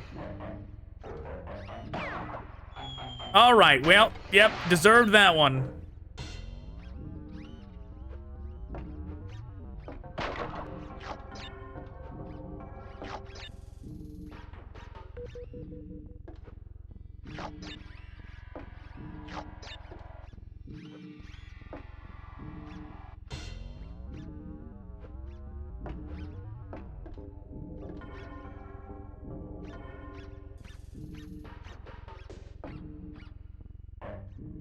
Now, that stuff down there looks like I could jump to it.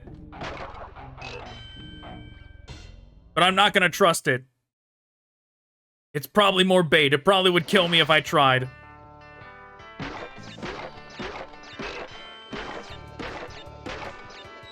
No! I botched it on the final one.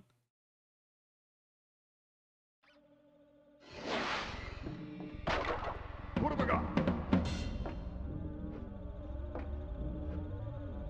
Jump into my death. What have I got? Oh, look it, we've got confirmation. You do just fall through that. What have I got? Oh my god, I did it again. What have I got?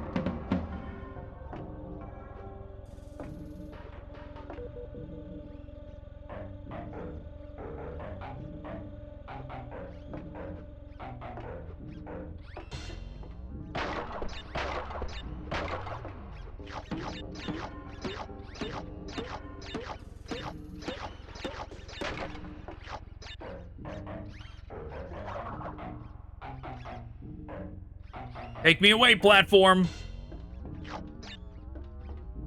Ooh, I don't like this.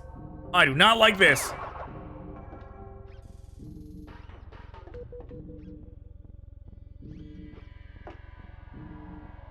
Checkpoint right there. It's waiting for me. I almost botched that jump. Made it.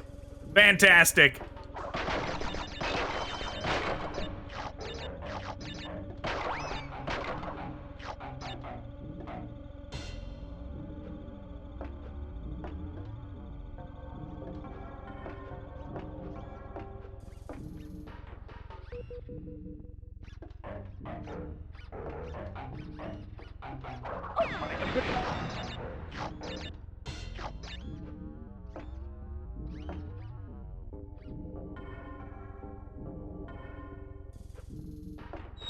Well, that's unfortunate.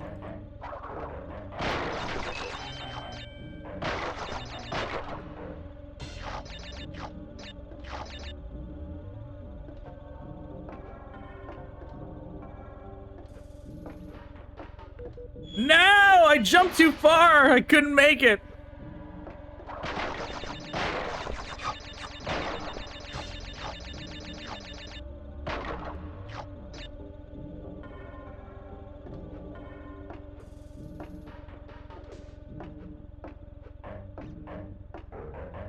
That last jump there is terrifying. Almost just died there. Hey, I hit something somewhere.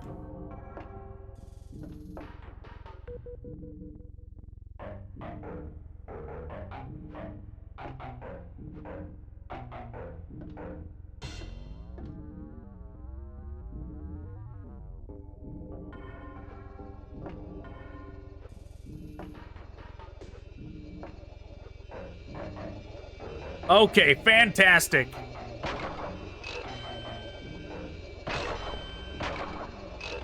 That's the heads up that we're almost to this guy's boss fight, Pinstripe.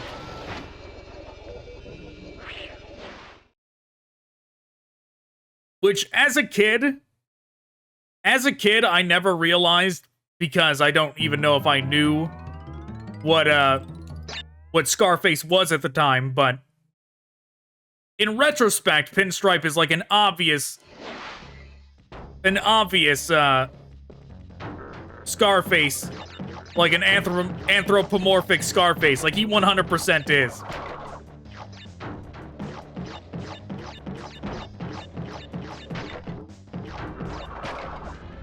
Which makes sense that that Cortex, he's like an evil scientist, but who's he got to run to like work for him on the business side of his corporation?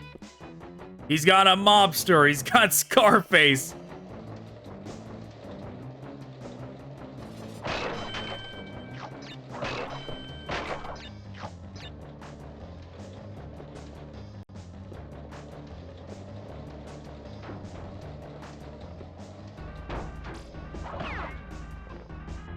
So far, so good. We've got a checkpoint.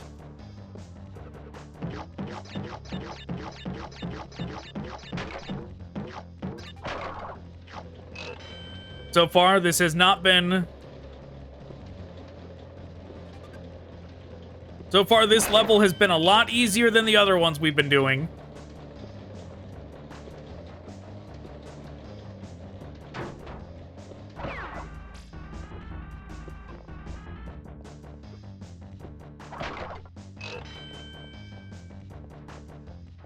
At this rate, we'll...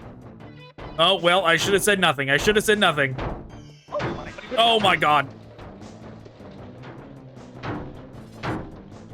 I can't...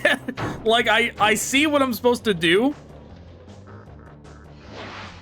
I'm supposed to, like, stand underneath that thing.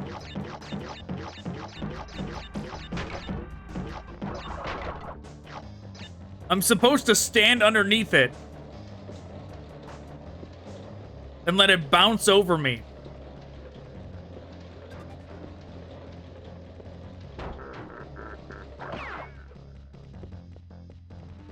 But I can't tell by looking at it.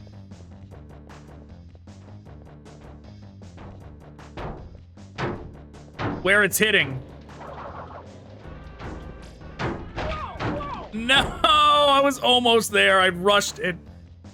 No, I totally botched it.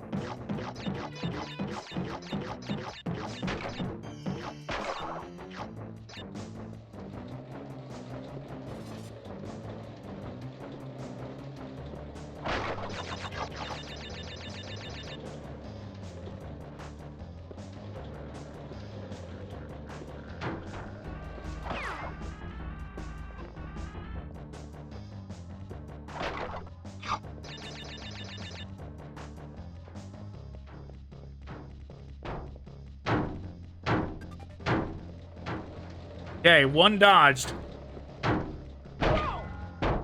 Second one, not dodged.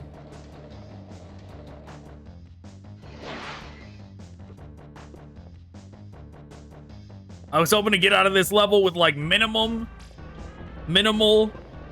lives lost, but I should have known better.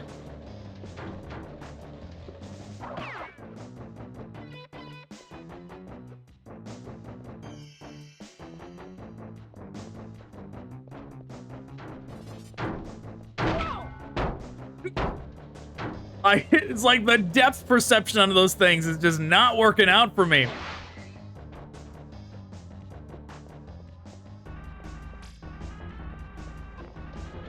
I'm just trying to zoom past and just ignore the boxes, because I just want this section to be over.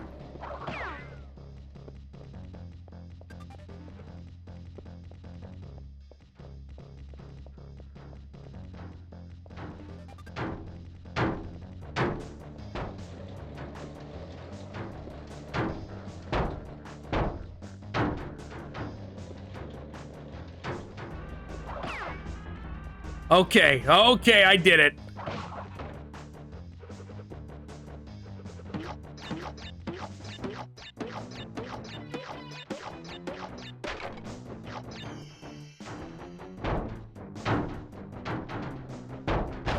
My God.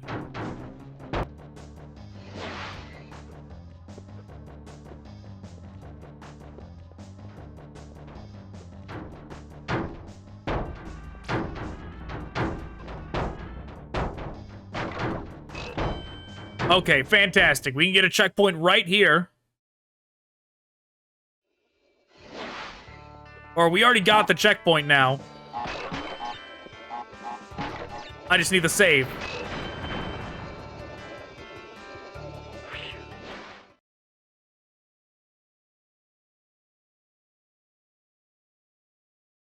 Hey, look at that. Only 11 levels left.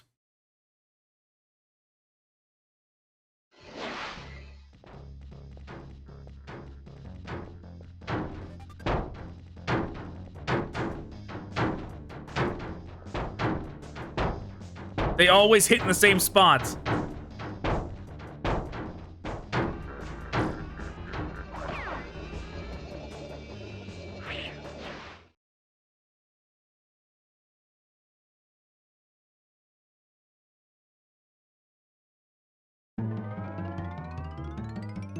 Okay, pinstripe.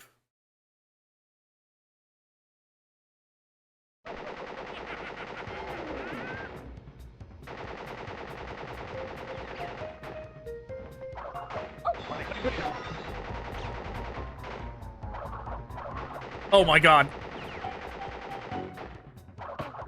Got him.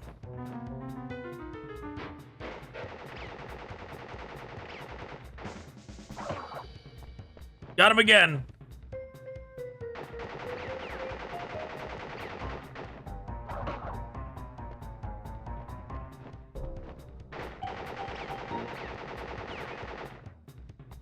Ah!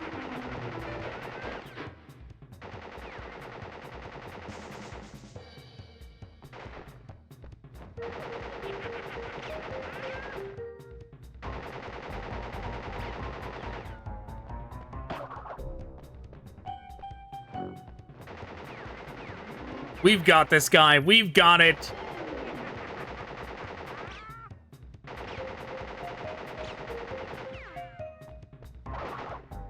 Fuck!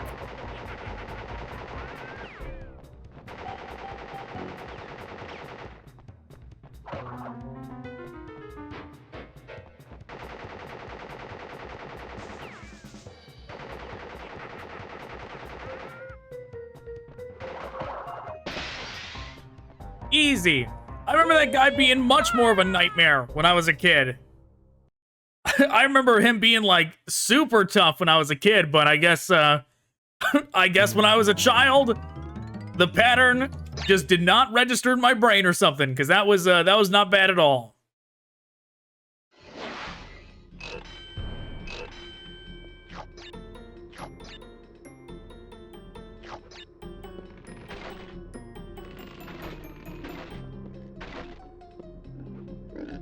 Oh my god, this is the true final battle.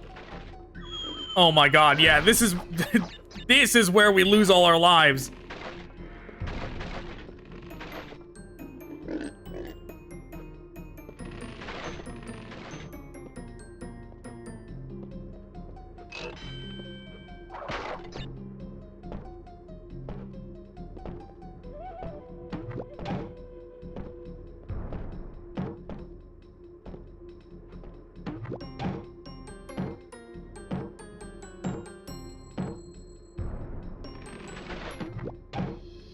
Come on.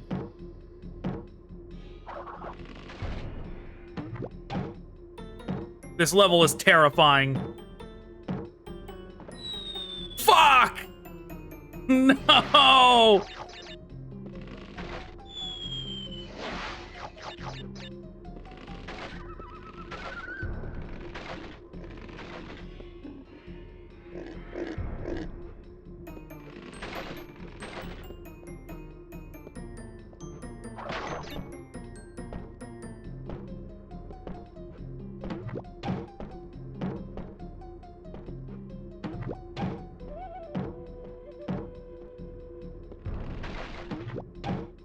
Come on.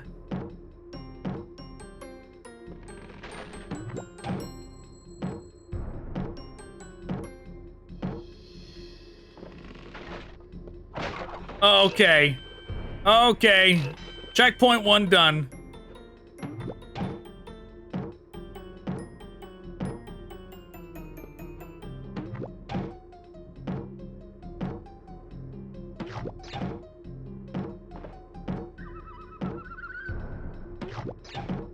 Terrifying. Terrifying is what this level is.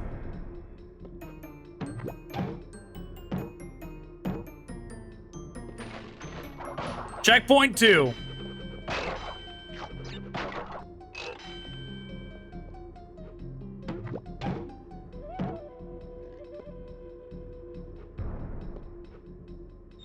Oh, man.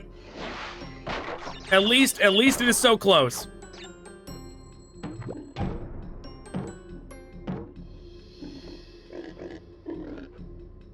No! That jump got me again!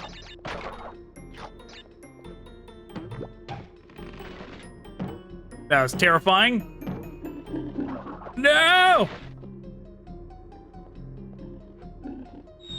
I tried to jump up on the rope. I didn't think I could get across anymore.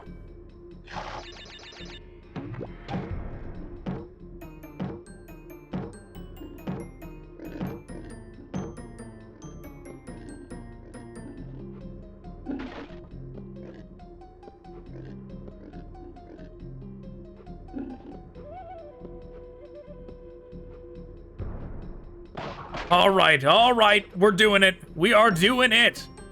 Whatever it is, we are doing that.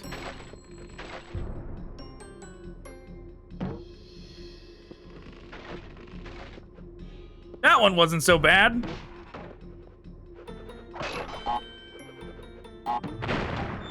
Right off the edge.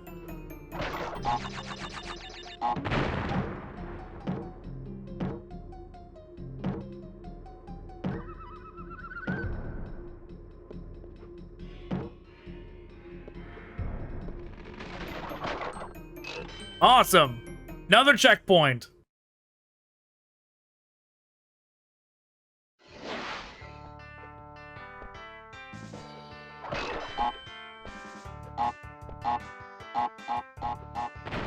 Oh, what have I done? I botched that pretty hard.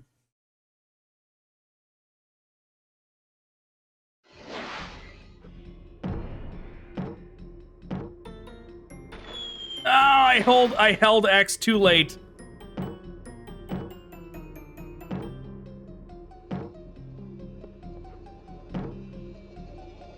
Yes! Yes! No, this is evil! This is evil! You fucking game! That was so evil to put right there!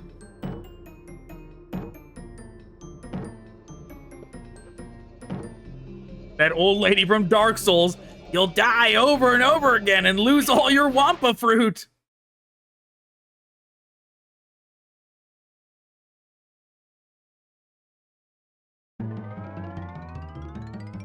Slippery climb. This one sounds awful. This one is awful from what I remember.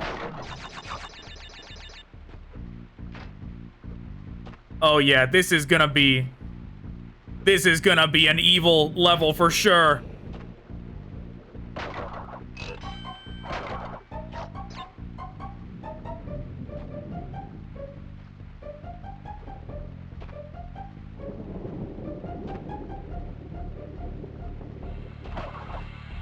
Creepy hands.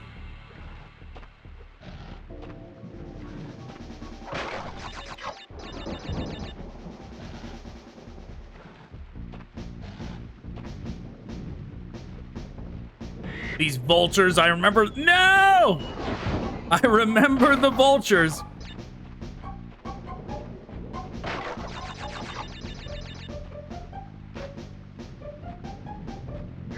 Well, I walked a little bit too far. Didn't mean to do that, obviously.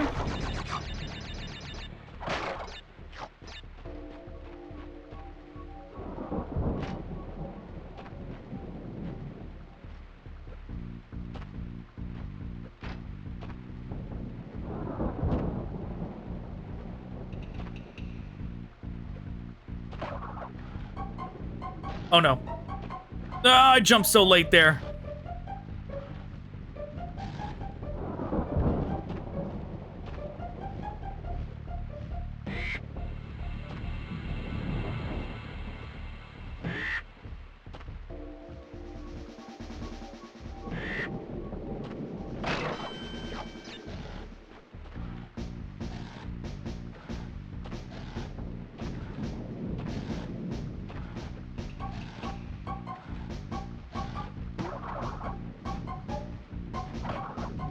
Okay.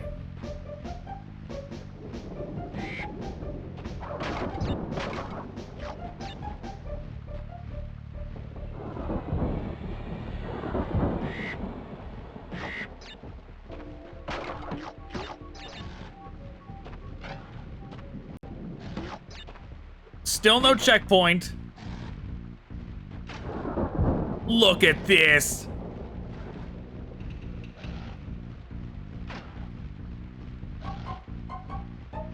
All right, all right, all right, all right. I jump now. Okay, that worked. No.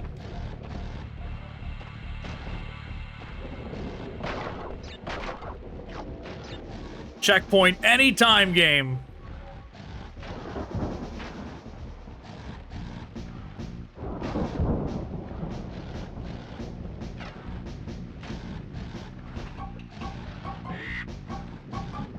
You fucking game. Unbelievable. Unbelievable! No! No! Oh my god, no!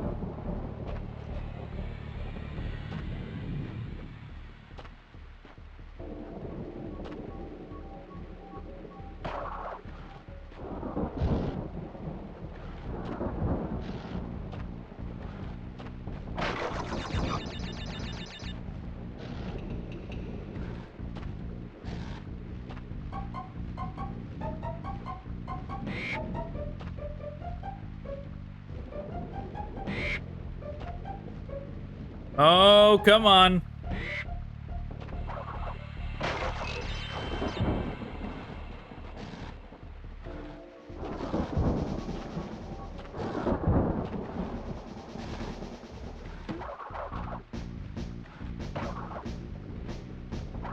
Fuck! No! The momentum!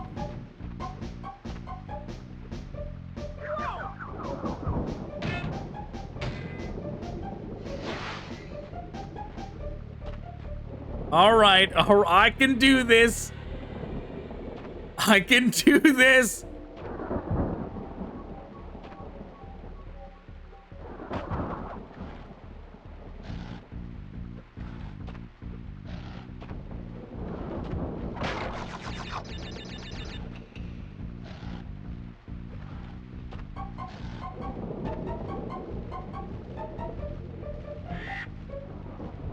All right, right, yep.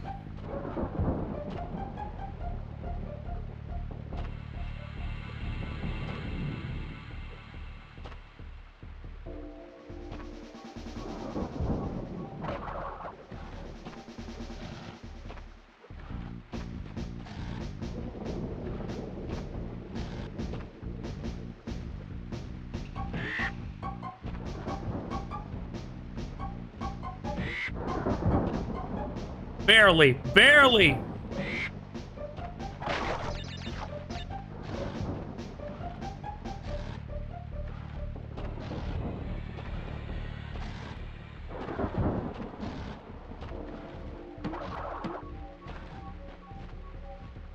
Feel like I almost died there.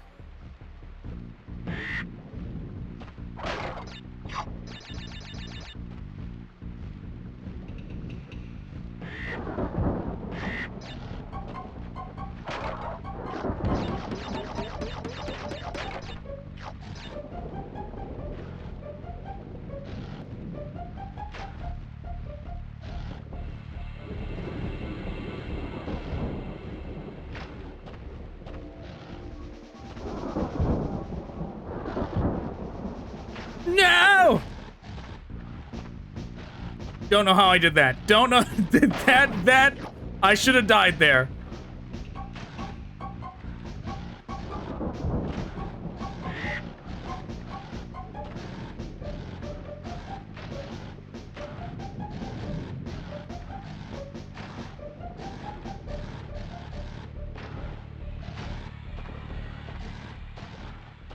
Barely. I barely made it.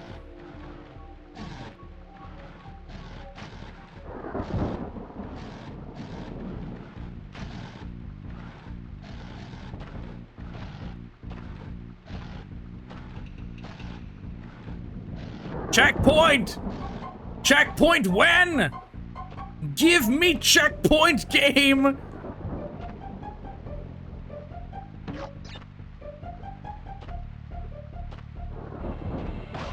Yeah, forget that box. I'm not going for that box.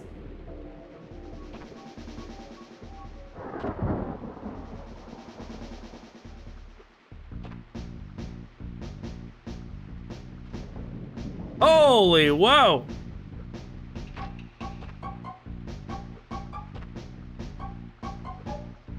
All right.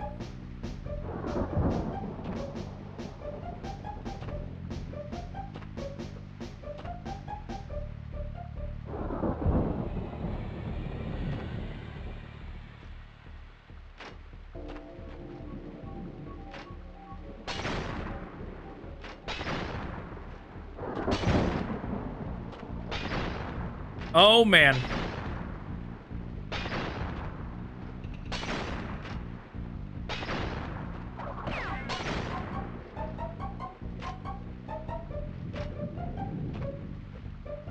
Oh my god, no, I did, it happened! I was like, I almost just died, and then I did die. I ran off the edge.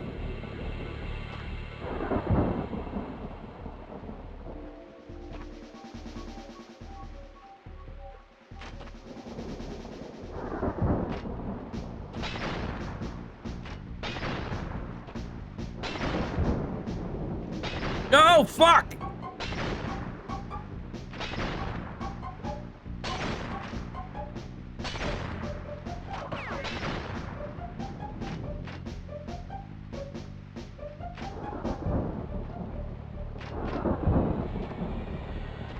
Oh, man. Come on. Come on. Let's do it. Let's get out of this level. Come on. We gotta be close.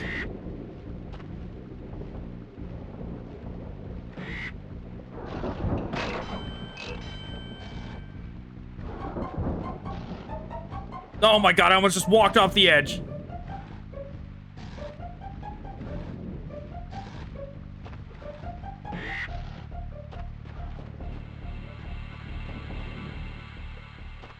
Look at this evil spawn. It just wants you to walk into those spikes.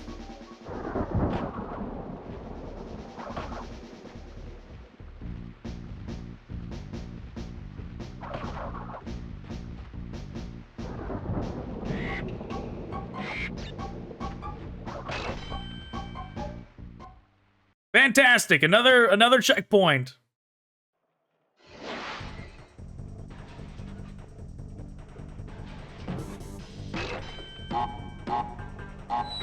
Fuck! The bounce of the second one fucked me up. I was trying to jump to that box. Oh my god. We're never gonna do anything in those bonus stages.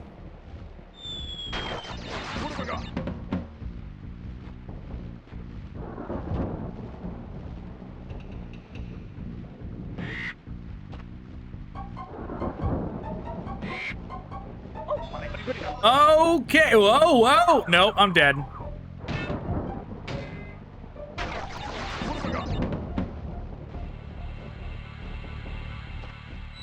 And down we go again.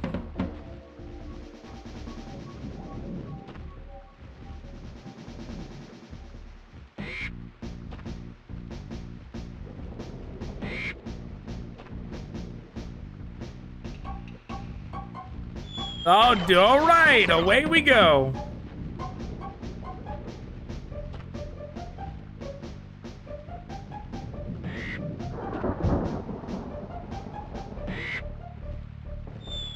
Fucking A. All right, one more try.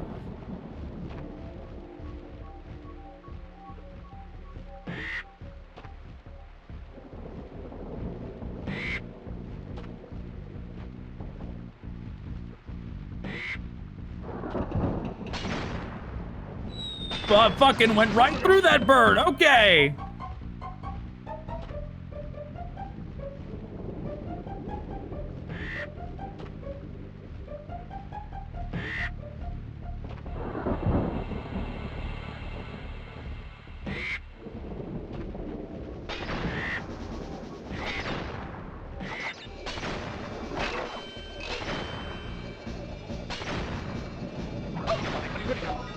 You fucking game. I'm so glad I got shielded from that.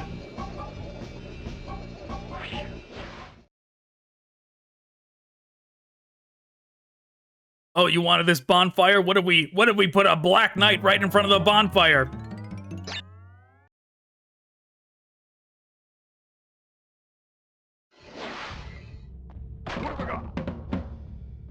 I see. The masked dudes, I remember this level. They act as the light source, and if you're too slow, it becomes infinitely harder.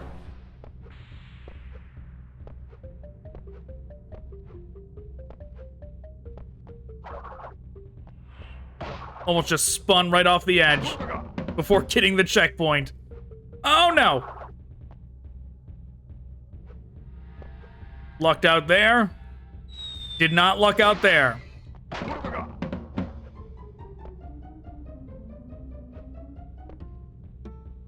The waiting for this platform is where it's gonna get me.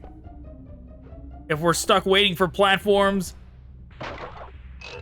Yeah, see, it's gonna dim. We're not gonna be able to see! No!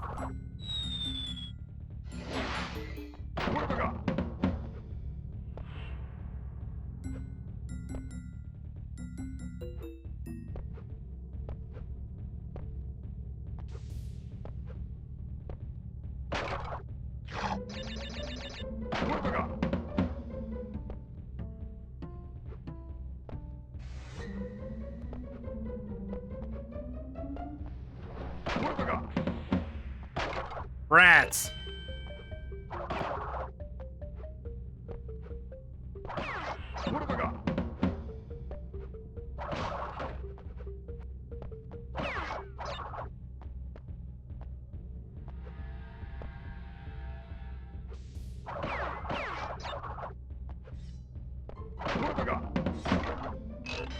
Okay, we got some swinging guillotines.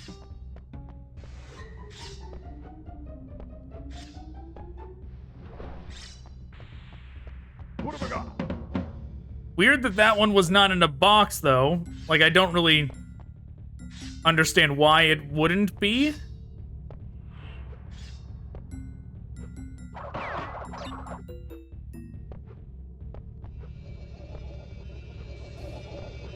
All right, that wasn't so bad. That one wasn't bad at all.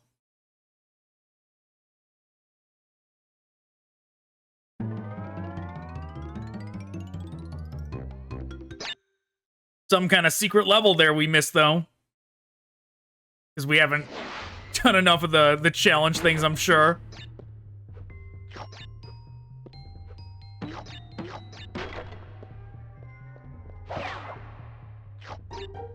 That Cobra almost just killed me. Oh no, what have I done? Good thing I had the shield.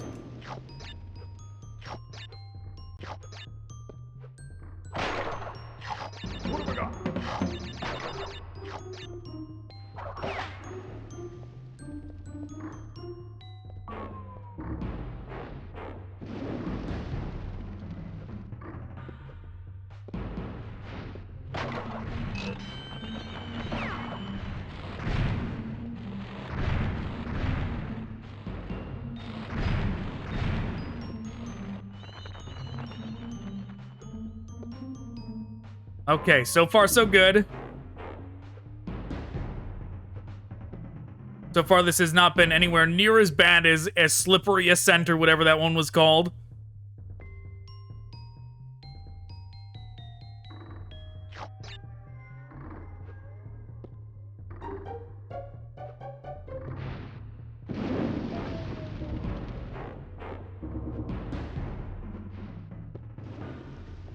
Okay, checkpoint first.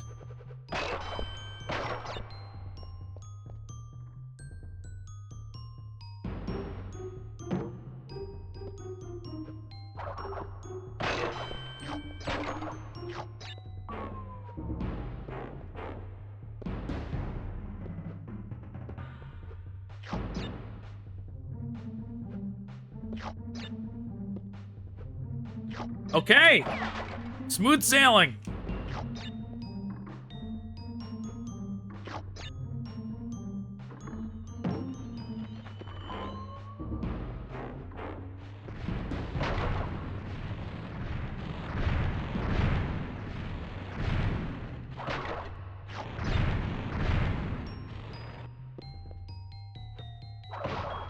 All right, checkpoint, fantastic. Come on, take me to the finish line.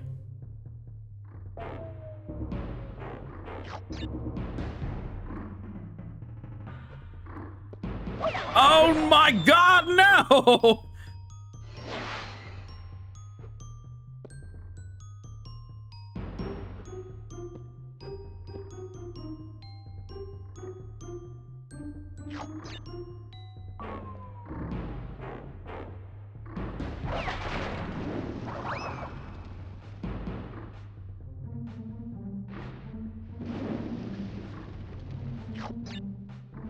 Definitely was a little late on that. Or a little early, rather. I almost died. Oh my God, there was like a little bit of lag there that almost got me killed. That was the first time that, like, lag was at such a pivotal moment.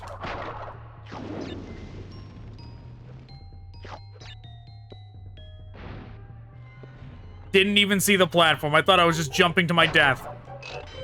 Fantastic. Give me that checkpoint.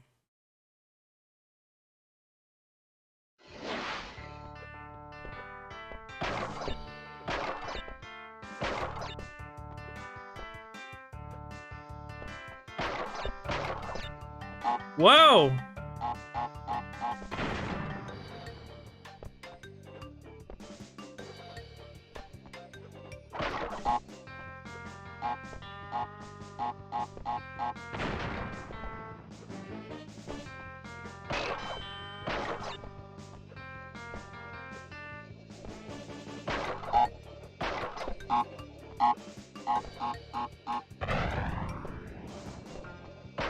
Wow, it didn't blow up all the boxes. That's nice.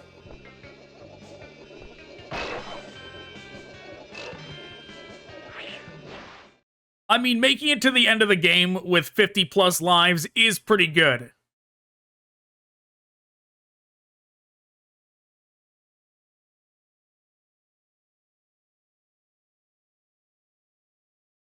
Like, we are...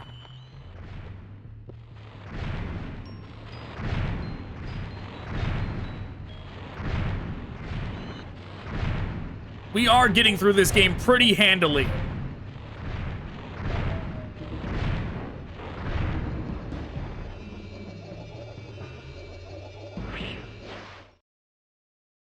Whether or not Cortex is going to be that easy, or if I'm just going to blow all 50 lives on him, we'll see. Wow, we're almost to him. Castle Machinery.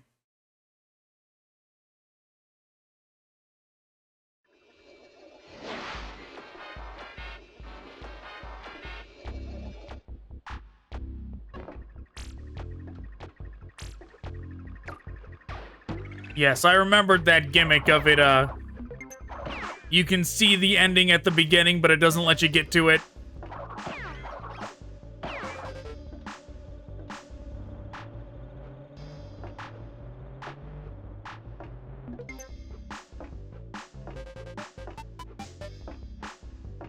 I do think I'm having an easier time in this than I would have had in the Insane Trilogy, though. Like, I do think the controls are, like, even the momentum problems and all that I was mentioning before. Like, I think the controls and Crash's movement is clunkier in the Insane Trilogy. And other factors as well. Minor tweaks that they made that maybe unintentionally actually made that game harder. Because despite Crash not always adhering to my commands, his movement is a lot more controllable and cleaner than it is in the in the Insane trilogy. At least I think it is.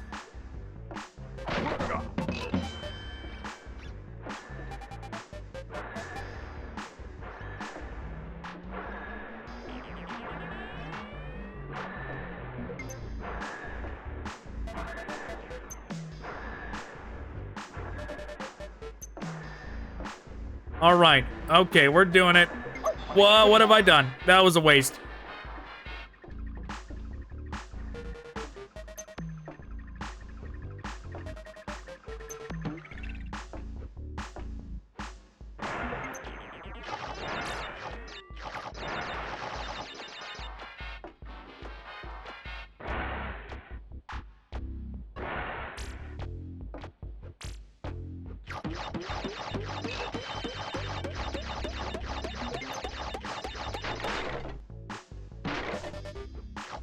Oh, I'm remembering. It's not so much counting when you're doing those things to get them perfect. Like to transition right as one pops and going to the next one. It's an auditory cue. I forgot about that. Yes, so as a kid, that's what you would do. Is you would just memorize what it sounds like. You would memorize what it sounds like when those are about to pop. And you just use that as your indicator of going from one to the next.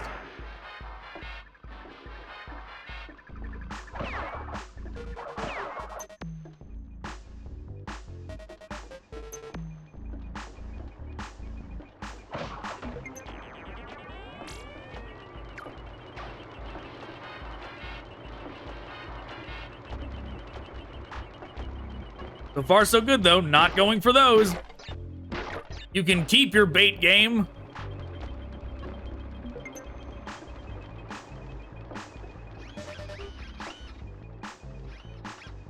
Yeah, a lot of times I am just committing. Oh, okay. Like, just knowing how Crash Bandicoot is in general, I'm like, I don't know it feels like I'm jumping into the abyss. But because of the game design principles behind Crash Bandicoot, there has to be something over there for me to land on. So I'm just gonna take a leap of faith and jump into the abyss and see what happens.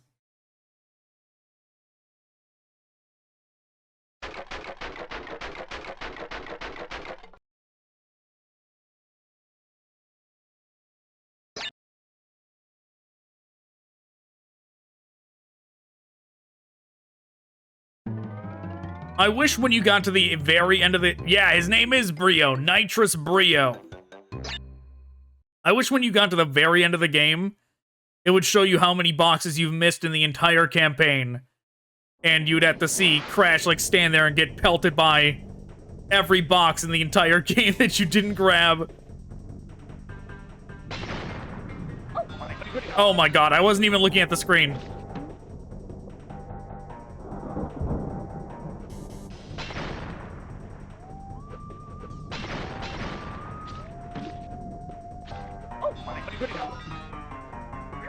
Well, that didn't go so well.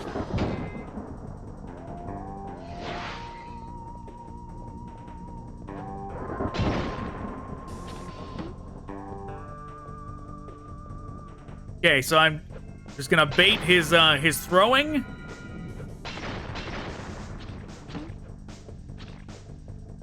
Make sure I can see these before I jump on them.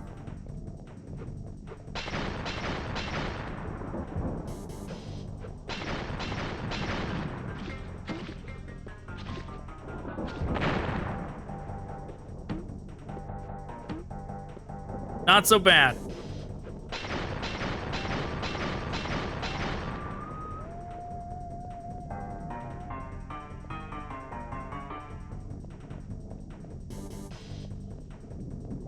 Oh, phase 2. Oh god, I messed up.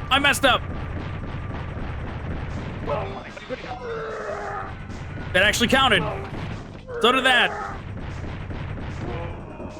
I won somehow. I did it. I did it. I win. I'm the best. Somehow that counted as a win.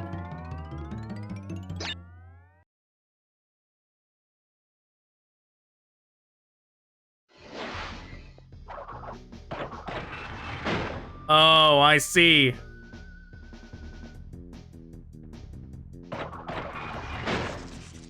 Oh yeah, this one's gonna be rough.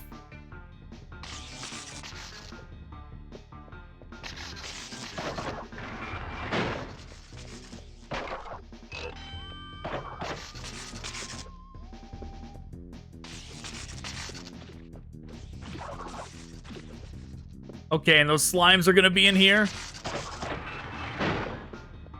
This is bait.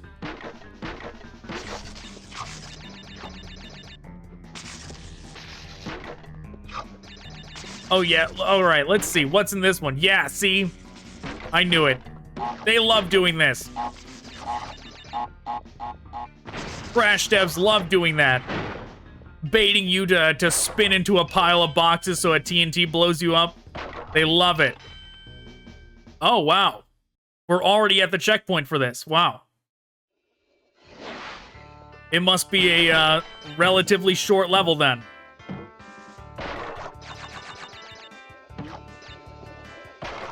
Wow, and even like a pathetically short bonus stage.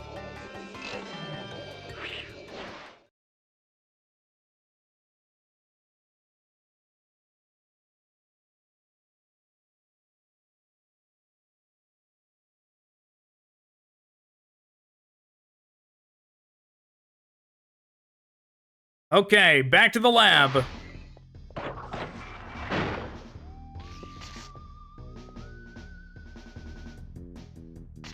I don't like this guy. Look at him. He's like, he's ready to give me an electric handshake. Oh God, he's like an instant touch death guy.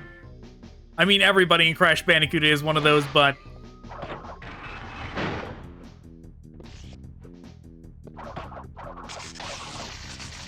oh God, what do I do? It just hits him back when I do that. Am I supposed to like hit him all the way to the edge?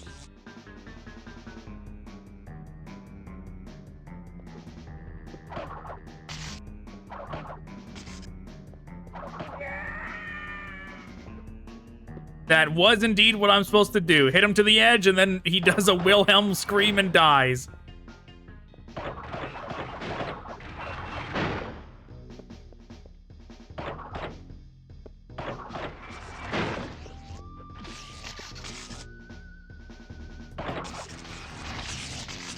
Well, I messed up there.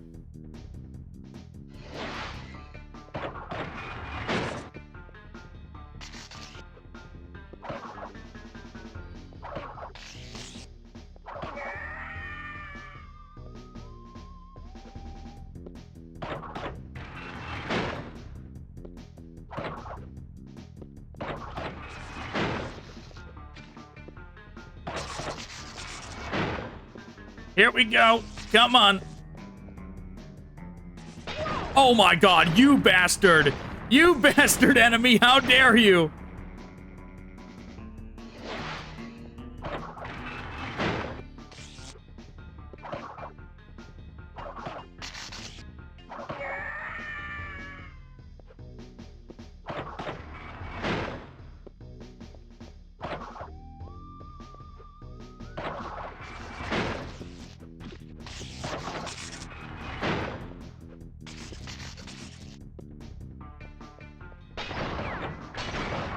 Okay, fantastic.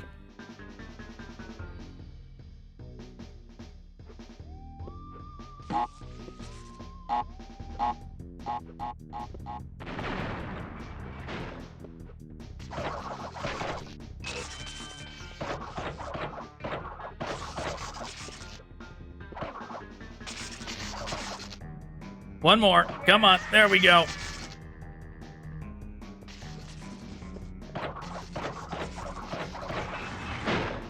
Fuck! God damn it.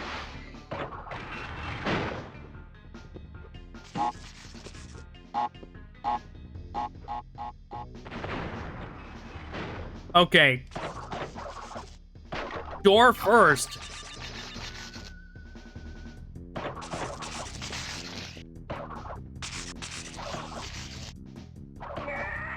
Door first when I do this one.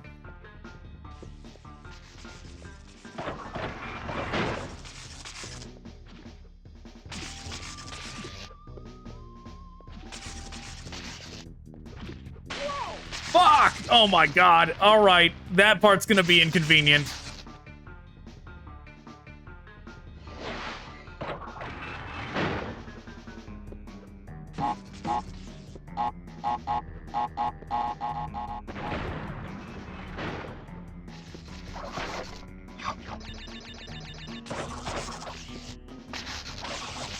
Damn it, his pattern didn't line up.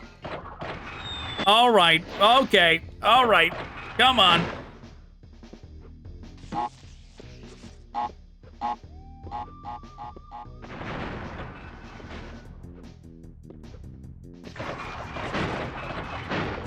Door almost killed me there.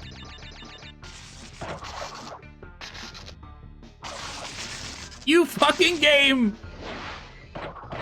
Alright, come on, momentum. Stop killing me. Like I was not holding it that long to go off the edge. Well.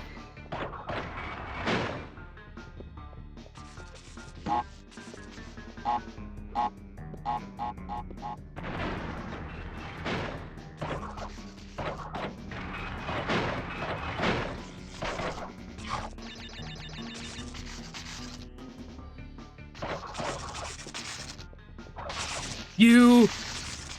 can I just avoid that guy? Can I just avoid him? The game is not cooperating now with the pattern timing with that guy.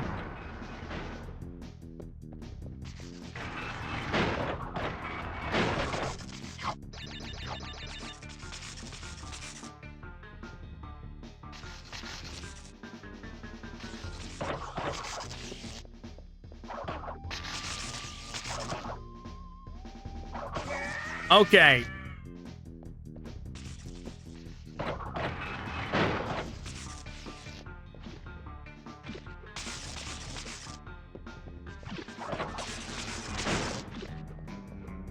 Oh my god, I made it.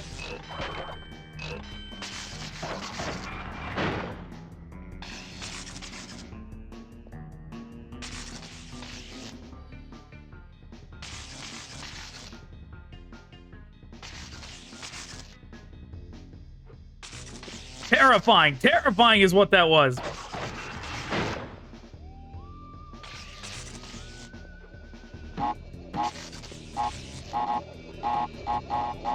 Okay. We made it. We made it. That's all that matters. It's over.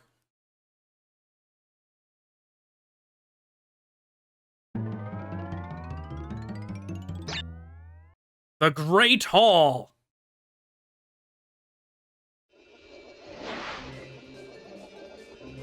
Oh, that's...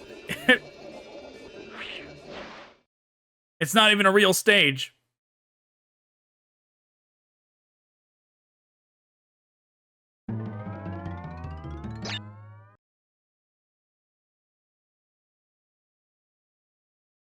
All right, Dr. Neocortex.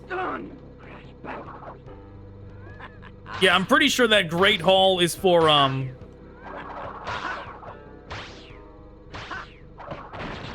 I'm pretty sure the Great Hall is for if you actually go and get the gems, the diamonds or whatever.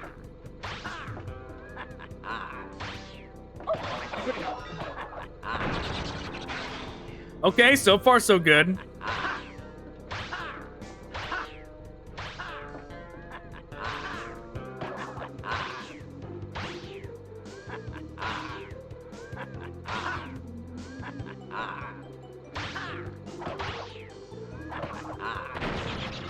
Okay, I'm doing it.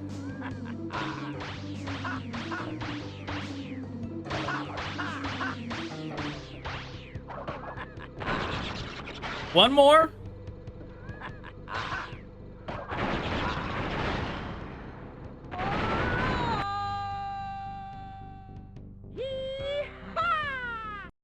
You know, I'm pretty sure that battle is like close to impossible compared to what I just did on the Insane Trilogy. Like, I just made that look easy. I'm pretty sure they made that fight bullshit in the Insane Trilogy, if I'm not mistaken. But I did it, and Crash is happy. Look at that. His Bandicoot girl's holding him up, even though she's never gonna be seen again. We did it. Wow, well, you know, just because of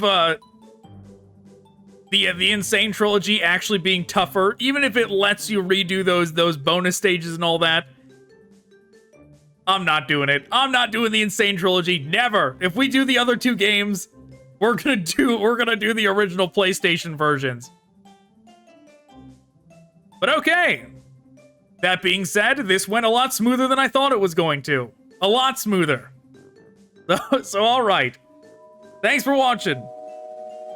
Goodbye.